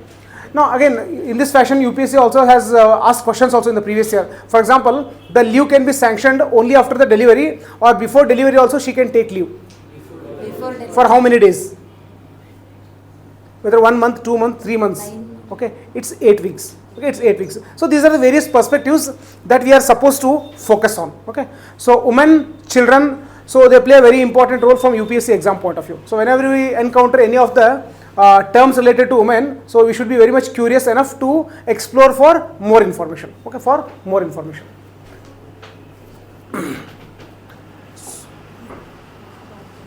Next. The state shall endeavour to secure by suitable legislation or economic organization or in any other way to all workers, agricultural, industrial or otherwise. Okay. So when we say workers, the workers may be involved in agriculture, they may be involved in industry, or they may be involved in other works as well. Okay, other works as well. So what the government, state should do is, it should try to do the following things. Okay, to all these workers. It should try to secure a work in which there is a living wage. Okay, living wage. Now, when we start discussing about the economics, concepts related to economics, we will be discussing the difference between living wage, minimum wage and all those things. So, at the superficial level, we shall understand the living wage in this sense. So, whatever the income you get, you should be able to sustain your life with that income. So, when you say life, there are various entities involved. You have to pay your house rent, you have to pay the water bill, you have to pay the electricity bill, and you have to bear the expenditure pertaining to your ingredients, like it may be sugar, it may be salt, it may be other cereals and all, okay, and hospital charges, education charges. So all these charges cumulatively together, the basic requirement we call it as living wages. Means the government should make provisions. So if someone is hiring some other person, he should be given at least a living wage, okay, living wage. So whether government has made any such kind of provision for living wage? Yes, in organized sector, government has made such kind of provision. Means in organized sector, whenever you are hiring a person, they will fix a minimum salary. The minimum salary is 18,000 rupees in organized sector. In our unorganized sector, it is different. So person who is entering into organized sector like software industry or any other government job, the minimum salary paid should be 18,000. This is a living wage, okay, living wage. So government should make such kind of provisions, okay, provisions. So work ensuring living wage, conditions of work ensuring a decent standard of life. What is decent standard of life? So in the working environment, you should have a decent standard of life. For example, there should be some kind of places to relax. There should be proper toilet facilities. So all these, they ensure decent standard of life, okay, decent standard of life. And full enjoyment of leisure. So again, it has a broader meaning. So whatever the salary that you are going to pay to a person, so with that salary he should be able to afford a decent standard of life. Okay, not a luxury. Okay, he will not be expecting a luxury to live in a bungalow and all. At least he should have a small home. Okay, in the home he should have basic amenities like toilet facilities, okay, tap water connection. So these are the basic facilities that which he should be able to afford. So that much living wages he should be provided with. Okay, he should be provided with. Next, full enjoyment of leisure. Okay, means he should also have time, some leisure time also, because all the day he cannot work. He should also get time for leisure. There should be some yearly leaves. Okay, monthly leave or yearly leave, such kind of leave facility should be provided. And leisure and social and cultural opportunities. So what is social opportunity? What is cultural opportunity? So an example of a cultural opportunity. For example, sports. Okay, sports is an example of a cultural opportunity. Next, festivals is an example of cultural opportunity. Fair is an example of a cultural opportunity. So whenever such occasions are there, so provision should be made to give him or her leave so that he should be able to enjoy those cultural opportunities. What is social opportunity? Okay, the time he gets to socialize with the people. Example, a marriage function is an example of a social opportunity. Okay, social opportunity. So rather than just seeking work from a particular person, he should be given time for leisure. He should be given time for social opportunity. He should be given time for enjoying the cultural opportunity as well. So in this fashion, a person can develop in a holistic manner.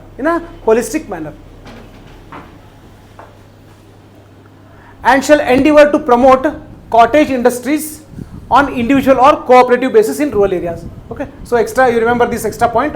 Cottage industries should be promoted on individual basis or on cooperative basis. Okay, on cooperative basis. Cooperative basis means multiple people will form an association and based upon that they will be running a cooperative. Okay. So in India, can you recall one famous cooperative when it comes to milk products?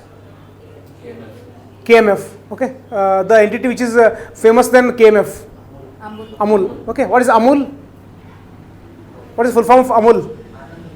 Anand Milk Union Limited. So Amul is Anand Milk Union Limited. It's a cooperative. Okay. So the entity which started as a cooperative society. So now it has spread its wings across the country as well as in other countries as well. Okay, other countries as well. So promote cottage industries on an individual or cooperative basis in rural areas. Okay, rural areas. Cottage industries. Cottage. What do we call it in Kannada? Cottage industries. Just search the meaning of cottage. You will get to know what exactly it is called.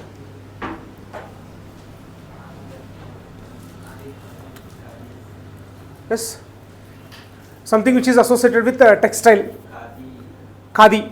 Okay, so that cottage industries, it has to be promoted. Especially it's a dream of Gandhiji. Okay, Gandhiji. Cottage industries in rural areas on individual or cooperative basis, it has to be promoted. Okay, promoted. The state shall take steps by suitable legislation or in legislation or any other way to secure the participation of workers in the management of undertakings, establishments, and other organizations. So this entire statement is not important. Whatever has been listed here, this is sufficient. Participation of workers in the management of industries. Okay, management of industries.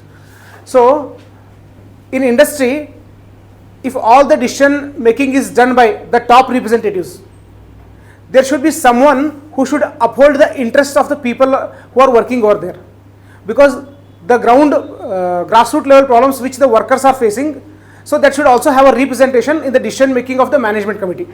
So here provision should be made wherein a representative of the workers will be part of the management committee which is going to make policies. Okay, in this fashion the industry or the management committee which is making the decisions for the workers, so it will keep the interest of the workers in mind while making the policies. Okay, making the policies. So at the superficial level you will understand, so participation of workers in the management of industries. So which article deals with it?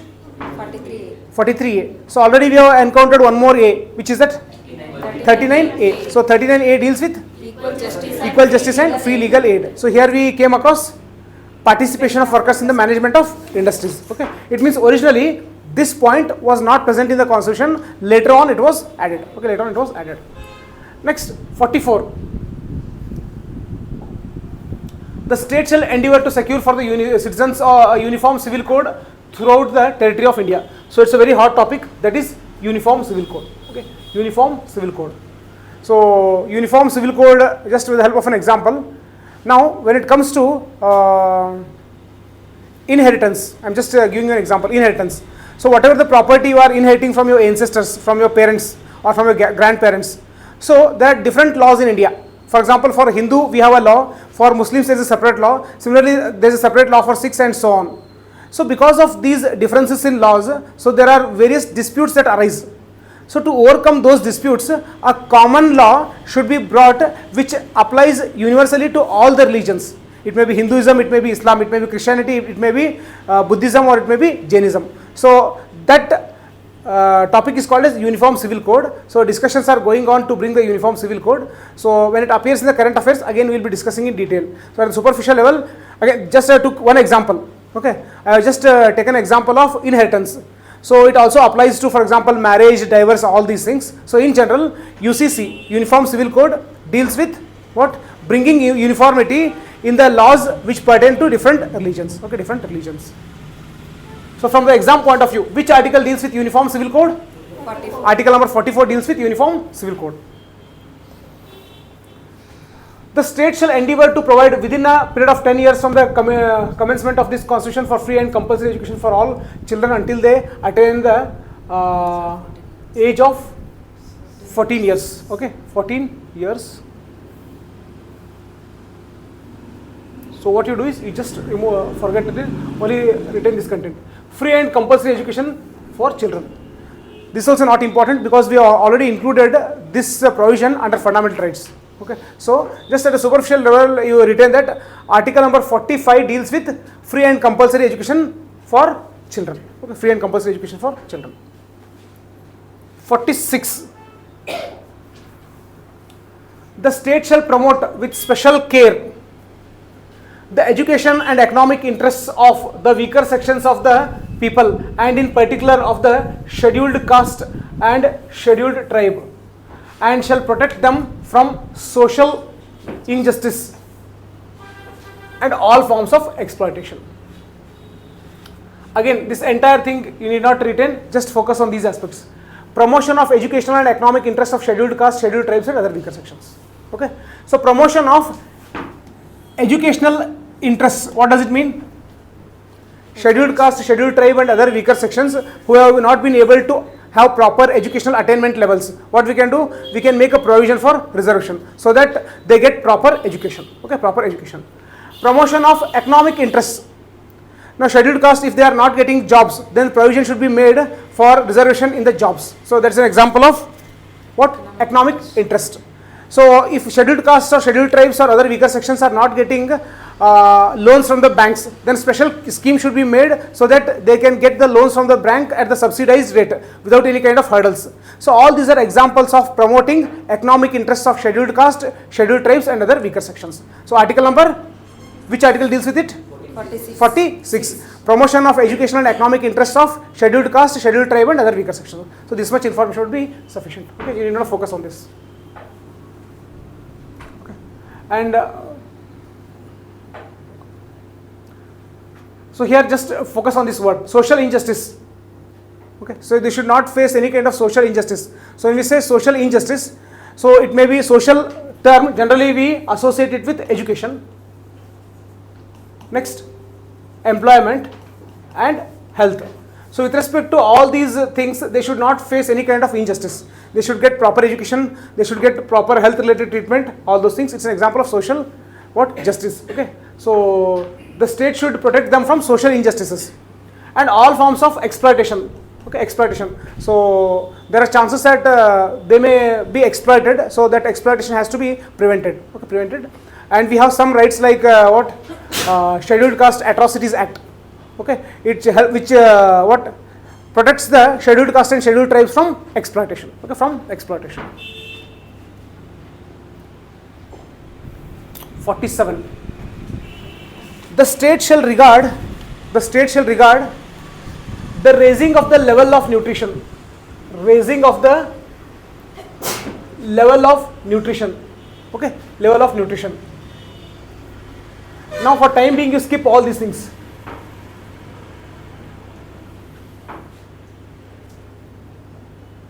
Okay, the state shall regard raising of the level of nutrition as among its primary duties. What do you understand? Raising of the level of nutrition as among its primary duties. So whose primary duty? State, government's primary duty. So what should be its primary duty? Raising the level of nutrition. So what do we understand by the term raising the level of nutrition? So people in this country should get sufficient quantity of food. Okay, sufficient quantity of food. That is called as raising the nutrition of the people. Okay, raising the level of nutrition. Now, sometimes the quantity of food may not equate with the quality of the food. The more the food you intake does not necessarily means it has all the proteins and vitamins. So we are not focusing on that aspect. So raising the level of the nutrition, it includes both quantity as well as quality. Okay, now whether government has made any kind of effort to raise the level of nutrition? Example? Yes? Ration. So through the ration shop, we get rice, wheat, etc. at a very subsidized price. Okay, at a very subsidized price. So this entire system, okay, so the ration shop, generally we call it as fair price shop. In English we call it as fair price shop.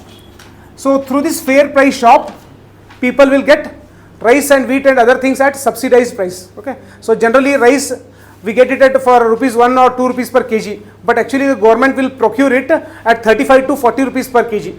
Okay, 35 to 40 rupees per kg. This entire system, procurement, purchasing of the rice from the farmers and selling the rice to the people at the subsidized price, this entire system we call it as public distribution system, a very important keyword which repeatedly appears in the newspaper. Public distribution system. So through this public distribution system, what the government does?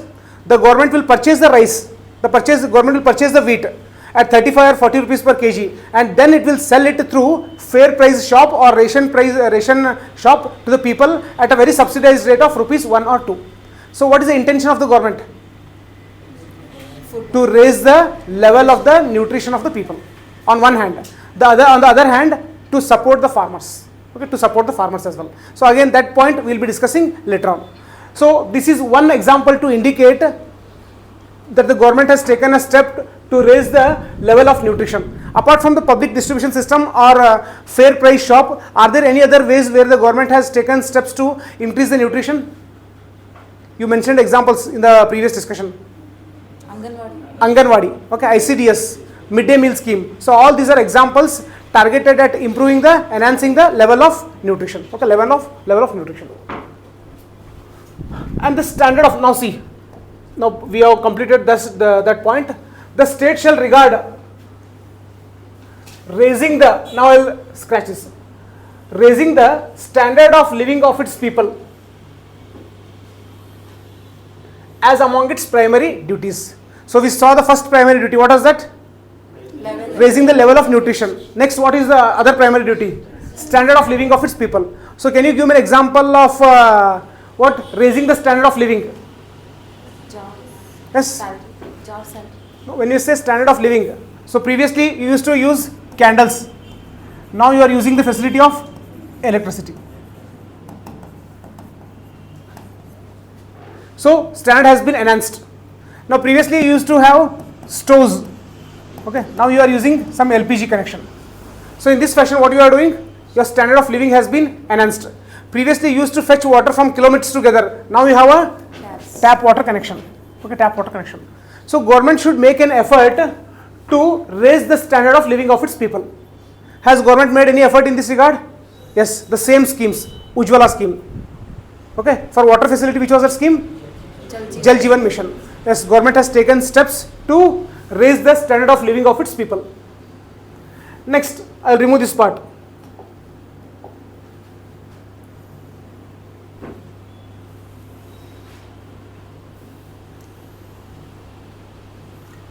Okay. The state shall regard the improvement of public health as among its primary duties. So one is raising the nutrition level, next one is standard of living, next one is improvement of public health. Okay, public health. So public health means the health of the public, the population should increase, but for this support is required from the public, means from government. So public health in the sense, so creating more number of government hospitals. Okay, so providing free vaccines, so treatment in the government hospital, so all of them they come under the public health. Okay, public health. So whether government has made any effort to improve the public health?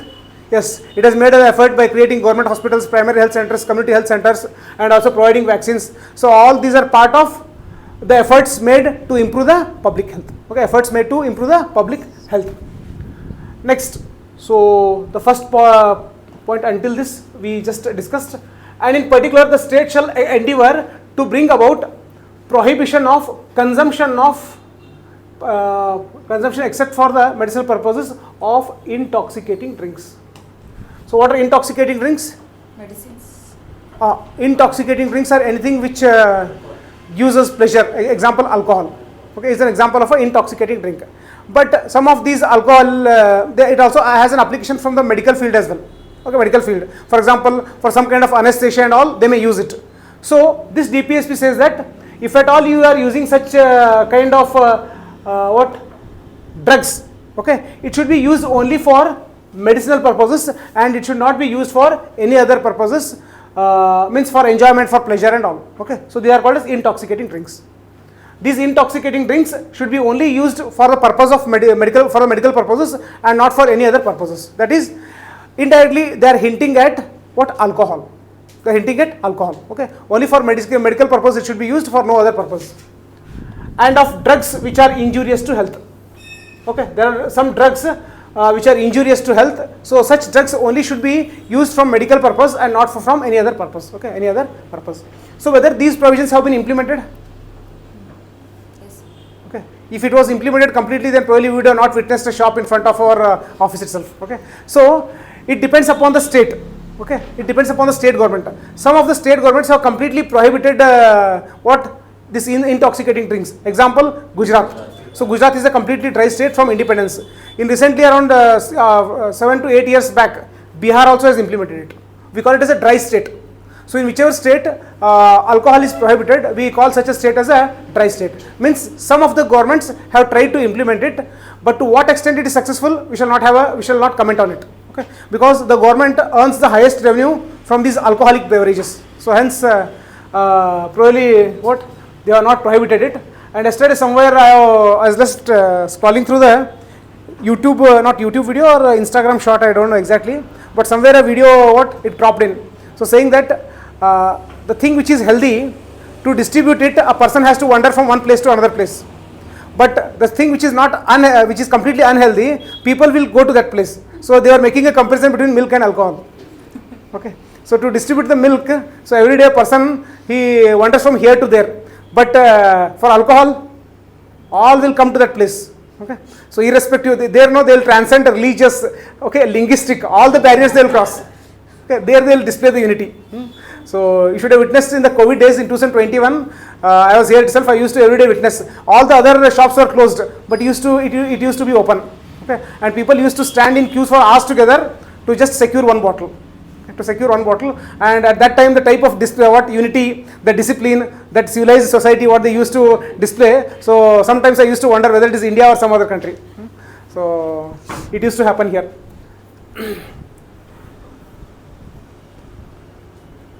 So in some states, okay, effort have been made. Okay. So can you recall the important key points of article number 47? Yes. Rise of level of nutrition. Nutrition is the keyword. See, how you will remember is nutrition. So nutrition, whether the level has to be increased or reduced? Increase. Obviously increased. Next keyword. Standard of living. Okay, standard of living. Whether the standard of living has to be enhanced or it has to be reduced? Enhanced. It has to be enhanced. Next, public health. It has to be, there has to be an improvement or there has to be a degradation? Obviously there should be a improvement. Next, intoxicating drinks. Whether you have to promote it or you have to reduce it? Reduce. Okay, reduce it. Except for which purposes? Medical. Medicinal purposes. So in this fashion, through keywords you will try to what? Retain the content. You will try to retain the content. Next, 48. The state shall endeavor to organize agriculture and animal husbandry on modern and scientific lines. Okay.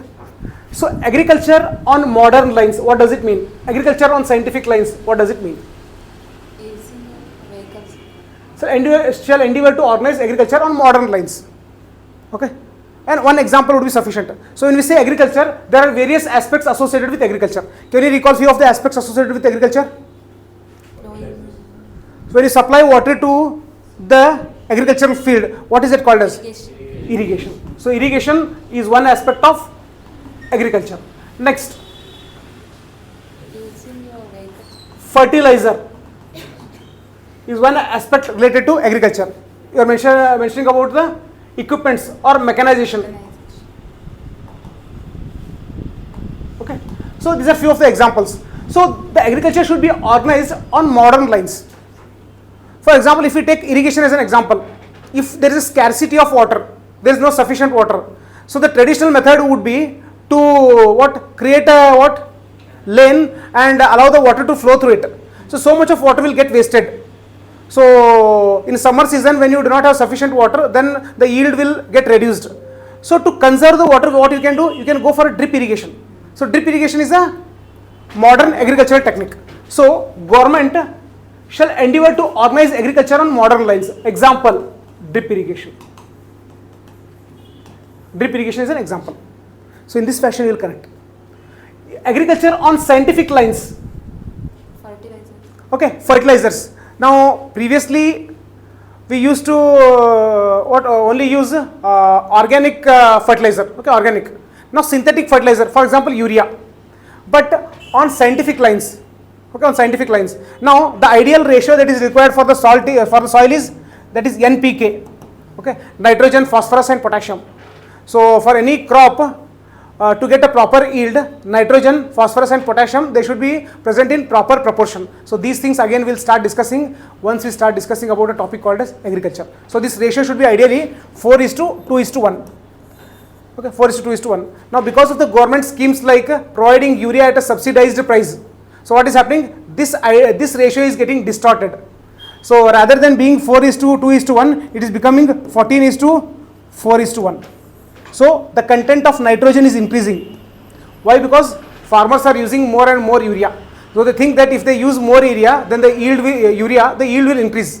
So agriculture is being practiced in what? Not scientific lines, unscientific way, because there is no one to educate. So government should make an effort to make the agriculture happen on scientific lines. Okay, this is one example. Another example, we can take an example of BT cotton. I think I don't know how many of you have heard about it. BT cotton. Have you heard of BT cotton? BT cotton? Okay. So BT cotton is Bacillus thuringiensis cotton. Okay. So previously this cotton crop used to get infected with a disease. Okay. So bollworm disease. So because of that disease, the yield of the crop used to get reduced. Now because of this new technology, biotechnology, by using biotechnology, they have created a new variety of cotton called as Bacillus thuringiensis cotton. So here, now we will not go into the technical aspects. Okay, because of this new technology, so cotton yield has increased. Now majority of the farmers, because of the lack of understanding, they think that if we use BT cotton, then the fertility of the soil will come down. Okay, but this does not happen, because the BT cotton, it nowhere has any kind of connection with the fertility of the soil. So there should be someone to educate the farmers and explain how this is going to be beneficial. So in that fashion, the farmer should adopt the modern techniques on scientific lines like BT cotton and enhance their yield. Okay, enhance their yield. So government should make effort in this direction. Government should make effort in this direction. So the state shall endeavor to organize agriculture on modern lines. Example, drip agriculture. On scientific lines. Example, BT cotton. Example, BT cotton. And animal husbandry on modern and scientific lines. Okay, scientific lines.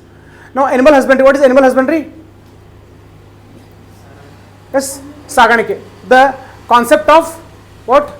Breeding animals. Okay, it may be cow or it may be buffalo. So all these things. So they come under what? Animal husbandry. Animal husbandry. Now, when it comes to breeding, if the same species is bred, what happens? The quality will not change. So sometimes when you go for cross breeding, then probably the amount of milk which it gives or some qualities might definitely change. So we should go for such kind of, we should use modern techniques and on scientific lines to what? Enhance the what? To enhance the profits. Okay, enhance the profits. And shall particularly take steps for preserving and improving the breeds. Okay, so different types of animals which exist, so we should preserve them, and also we should make an effort to improve the breeds. Okay, breeds. And prohibiting the slaughter. Okay, so slaughter of cows and cows. So we should prohibit the slaughter of cows and cows. Okay, so whether it has been implemented in some states, it has been implemented, but not universally across the country. And other milch and draught cattle. So what is milch? Anything which gives milk is called as milch. Okay, milch animal. Draught means anything which is used for physical purpose. For example, carrying the load and all, they are called as draught cattle. Okay, draught cattle. So cows, calves, milch and draught cattle, they should not be slaughtered. They should not be killed. Okay, they should not be killed. So this is about article number 48. Next, 48A. Protection and improvement of environment and safeguarding of forest and wildlife. You just leave it, just focus on these aspects. Protection and improvement of environment and safeguarding of forest and wildlife. So yesterday we saw a similar point where while discussing about fundamental duties. So government should make an effort to improve the environment and also protect the environment and also safeguard the forest and wildlife. So whether government has taken any step in this regard? Yes. Okay. So when we say, we should be very particular. So in the forthcoming discussions, we will be discussing about many acts. For example, one act is Environmental Protection Act. Protection Act 1986. So this act deals with the protection of environment. Okay, protection of environment. Next we have Wildlife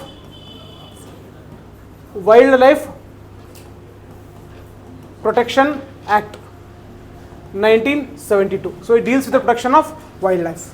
Next we have under this Wildlife Protection Act, we have created national parks, we have created tiger reserves, so many more things which we will be discussing in the forthcoming classes. So it means whether government has taken any steps to implement article number 48. Yes, government has taken many steps to implement article number 48. Example is enacting of Environmental Protection Act. Okay, enacting of Environmental Protection Act. Next, protection of monuments and places and objects of national importance. National importance. So it shall be the obligation of the state to protect every monument or place or object of artistic or historic interest declared or under any law made by parliament to be of national importance from spoliation, disfigurement, destruction, removal, etc. You need not focus on this point, only will focus on this point. So what do we understand by the term monument? Can you give an example of a monument? Taj Mahal. Only Taj Mahal? Gol Gumbaz. Only Gol Gumbaz? Yes. Yes. Barakaman. Next. Aihole, Pattalkallu. Okay. Next, when you go to Ajanta, there are so many monuments. We will be discussing about the monuments. Okay. So monuments, places of national importance. So when we start discussing about the art and culture part, there are so many places of what national importance. It may be Hampi, it may be Badami, it may be Pattadkalu, it may be Mysuru. Okay, there are so many places, Ajanta, Elephanta, Ellora. Okay, there are so many places. So these are places and objects. For example, can you give me one example of object? Ashoka Stamba, which is present in Sarnath, Uttar Pradesh. So it's an object of national importance. So such things, they should be protected. Okay, they should not be destroyed. So this line by line is not important. So monuments, places and objects of national importance, they should be protected. Whether government has taken any steps to protect them? Yes. So we have a law called as Antiquities Act. Okay, so under that act, so we have taken steps to protect the monuments, protect the places and protect the objects, antiquities. Okay. So again we will be discussing about those things also in the forthcoming classes. So this is about article number 49. Okay, 49. Next, separation of judiciary from the executive. Okay, executive. So already we have discussed about executive. So at the superficial level we have discussed about the judiciary. So what do we understand by the term executive?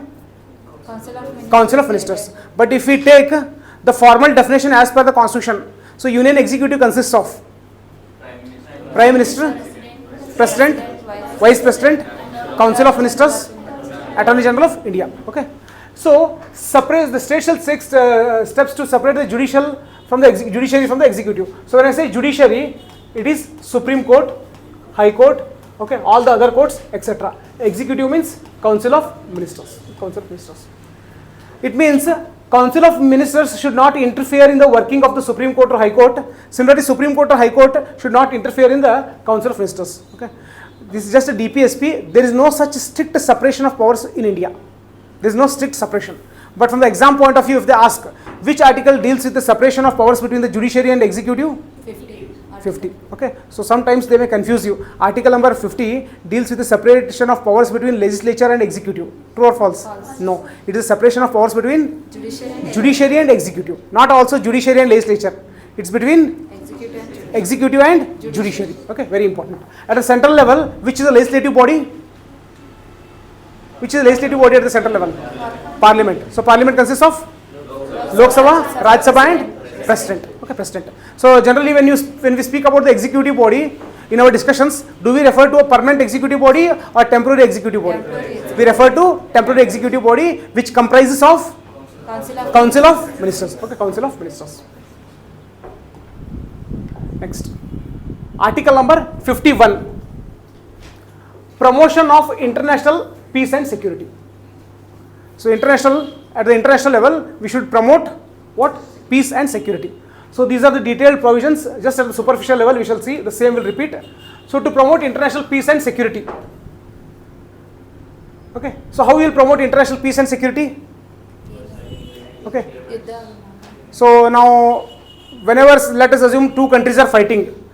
So in such situation you will go and will you add fuel to the fire? You are doing a very good thing, continue? No. So whatever you are doing, it's not good for the entire world, so you should please stop it. So India is very good at these things. Okay, whichever country may be fighting, so generally it will try to what? Calm it. Okay, calm it. So to promote international peace and security. At the same time, international agreements are made. Okay, so India will abide by such kind of agreements, by such kind of conventions. In this fashion, India will ensure to promote international peace and security. Okay, international peace and security. So once we start discussing about the international relations, once we start discussing about the various provisions, at that time we will get a clear picture. For example, at the international level, we have a treaty called as Non-Proliferation Treaty. Okay, but India is not a member of Non-Proliferation Treaty. We have United Nations, we have United Nations Security Council. There are so many organizations, and we have become member of those organizations, and we adhere by the rules and regulations made by those organizations. So all this will ensure that India will promote what? International peace and security. Maintain just and honorable relations between nations. So we should try to maintain good relationship with all the countries and also honorable relationship with all the countries. Okay, countries. So India is very good at these things. So it has a good relationship with USA. It has a good relationship with Russia. So generally we call a bipolar world. So people are aligned either with the USA or with the Russia. Okay, so we call it as USSR. But India's case is different. On one hand, it has a good relationship with USA. On the other hand, it also has a good relationship with Russia. So very few countries, very rare countries you will get wherein they enjoy a good relationship with both USA as well as Russia. So in the recent counter attack which we made on Pakistan, we used missiles. Which were the famous missile defense systems? Can you recall? It repeatedly appeared in the newspaper. S-400 missile defense system. S-400 missile defense system. So we purchased this missile defense system from Russia. So under a act of USA called SCATSA Act, countering American adversaries through Sanctions Act. So whosoever builds a relationship with Russia, so USA will sanction such kind of country. So here I am using a term called sanction. Sanction means USA will not do any kind of business with that country. Now before India purchased S-400, continuously USA was warning that if you do any kind of deal with Russia, then we are going to cut all kind of relationship with you. But we don't know in the background what happened. So what kind of diplomatic negotiations took place. So finally we convinced USA, and also at the same time we purchased S-400 missile defense system from Russia, and that is why we were able to safeguard and make a counter attack during the recent terrorist attack. Okay, recent terrorist attack. So in this fashion we maintain just and honorable relations between with various nations. Foster respect for international law and treaty obligations. Okay, so in the forthcoming discussions we see so many international laws. Okay, international laws. For example, United Nations Framework Convention on Climate Change. Okay. Later on we will be discussing. So treaty obligations in dealings of the organized peoples with one another. So what is this organized people? Again we will be discussing in detail. Organized people means whosoever is involved in crime, not a single individual. Okay, there will be many individuals involved in crime. For example, trafficking. If you are selling some person illegally from one country to another country, it is called as trafficking. So this trafficking cannot take place from, it cannot be executed by one single person. It requires a group of people and they are organized. So they are called as organized crimes. Okay, organized crimes. So India has signed many international treaties and international laws in dealing with such organized people. Okay, in dealing with such organized people. So those things also we will discuss later on. Encourage settlement of international disputes through what? By arbitration. So whenever there is a dispute, so war is not a solution. Okay, war is not a solution. We should always try to settle the dispute through arbitration. We will call both the opposing parties to the table and we shall negotiate and come to a discussion, come to a conclusion rather than having war. Okay, rather than having war. So this is about the last DPSP, that is to promote international peace and security. So these line by line information is not important, because when we say promotion of international peace and security, it's a broader term which encompasses all these points. Which encompasses all these points. Okay, all these points. So this was about what? Directive principles of state policy. Okay, article number 36 to 51. So here what we have done, we have taken the original constitution and whatever the provisions are present here, we have discussed one by one from 36 to 51. Okay, 36 to 51. So next what we will be doing is from Lakshmikant, whatever the notes that I have prepared, I have shared it with you. The same content is present there, but with a slight change. Okay, some organization means the content has been organized in different fashion. So there we shall learn how questions can be framed. Okay, from that content. Okay, means the same content has been organized in a different fashion, so that also we shall have a discussion. But once you have understood these concepts, then very easily we will be able to connect with the next discussion that is going to happen. Okay, that is going to happen. So if you have any kind of doubts regarding any of these discussions that we have had till now, so you can just raise the doubts. Bipolar word. Bipolar, okay. So once we start discussing about the international relations, we'll discuss in detail. But generally bipolar means the world has been divided, the world is generally considered as divided into two parts. So there are some countries who support USA. There are some countries which support Russia. So there are two poles generally, North Pole and South Pole. So when we discuss about the geography, we come across this concept called as North Pole and South Pole. So there are only two entities? USA, one team led by USA, another team led by USSR or Russia. So these are two poles apart. Okay, we call bipolar world. Okay, bipolar world. But now it is becoming a multipolar world. Okay, multipolar world. There are no only two entities like USA and Russia. We have third factor called as China. So now we call it as a multipolar world. It's a very broader term. So gradually, as we start discussing about the international relations, as we get accustomed with the type of language which appears in the newspaper, as we start reading the articles of the newspaper, so gradually we will get hold on the topic called as bipolar world, multipolar world, okay, international treaties, obligations, and all those things. So before we close this discussion, can we have a quick recall of all the articles? Article number 36, definition of state. 37, keywords. Fundamentals of the government. Yes, Duty of state. non-enforceable. Fundamental in the governance of the country. Next, Duty 38, of state. 30. Welfare of people. welfare of the people. Social order. Social order. All institutions serve a social economic. Next, justice, social, economic, and political. National life. Institutions of national life. Next, Minimize the inequality in income. minimize inequalities in income. Next, eliminate inequalities in status, facilities, and opportunities. Next, among the individuals. among individuals, not only among individuals but also among group of people residing in different areas, engaged in different occasions. Okay, occasions. Next, 39. 39. We have around 5 to 6 points. Which are they? Adequate means of livelihood. Second one, material resource material resources should be best distributed so as to subserve the common good. Next, doesn't result in the consent doesn't the concentration of wealth and means of production to the common detriment. Next, of production. yes, Equal pay. equal pay for equal work for both men and women. Yes, Children. health of the workers should not be abused. Children should not be abused. Next, 39A. equal justice and free legal aid. Next, article number 40, Organization of village panchayats. 41, keyword, only I want keyword. Work, education, public assistance. Next, 42, okay, human conditions of work and maternity relief. Next, 43, living wage, Decent standard of life. leisure, social opportunities, cultural opportunities. Next, cottage industries. Next, 43A. 43A, Participation of workers in the management of industry. management of industries. Okay. Next, 44. 44, uniform civil code.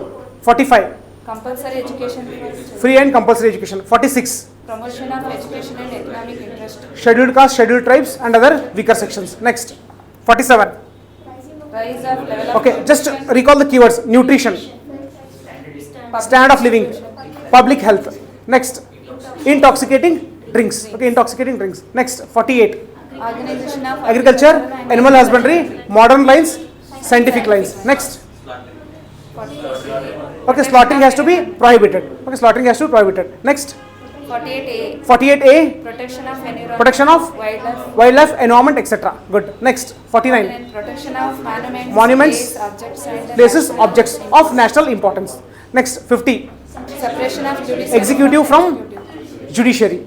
Next, 51. 51. Promotion of International peace and security. Okay, promotion of international peace and security. So with this, we have come to a conclusion of the topic called as directive principles of state policy. Okay, directive principles of state policy.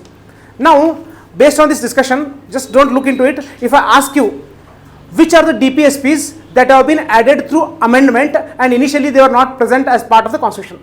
39A. 39A, 41, 43A, one more is 48A. 48A. Now what is 39A? Equal justice and free legal aid. Next, what is 43A? Participation of workers in the management of industries. What is 48A? Protection of environment. Protection of environment. Okay, with these keywords you will be able to identify. There is one more DPSP which has been added through 42nd amendment, but it has not been explicitly added as 39A or 43A or 48A. It is part of the article number 39, healthy development of the children. So healthy development of the children is there, right? So it was originally not part of the constitution. It was added through what? 42nd amendment. All these amendments, they were added through 42nd amendment. Okay, 42nd amendment. 42nd amendment. So all these points are important. Okay, all these points are important. Okay, points are important. So we shall pause. So let's see whether we can continue or not. What's the time running now? 12:01.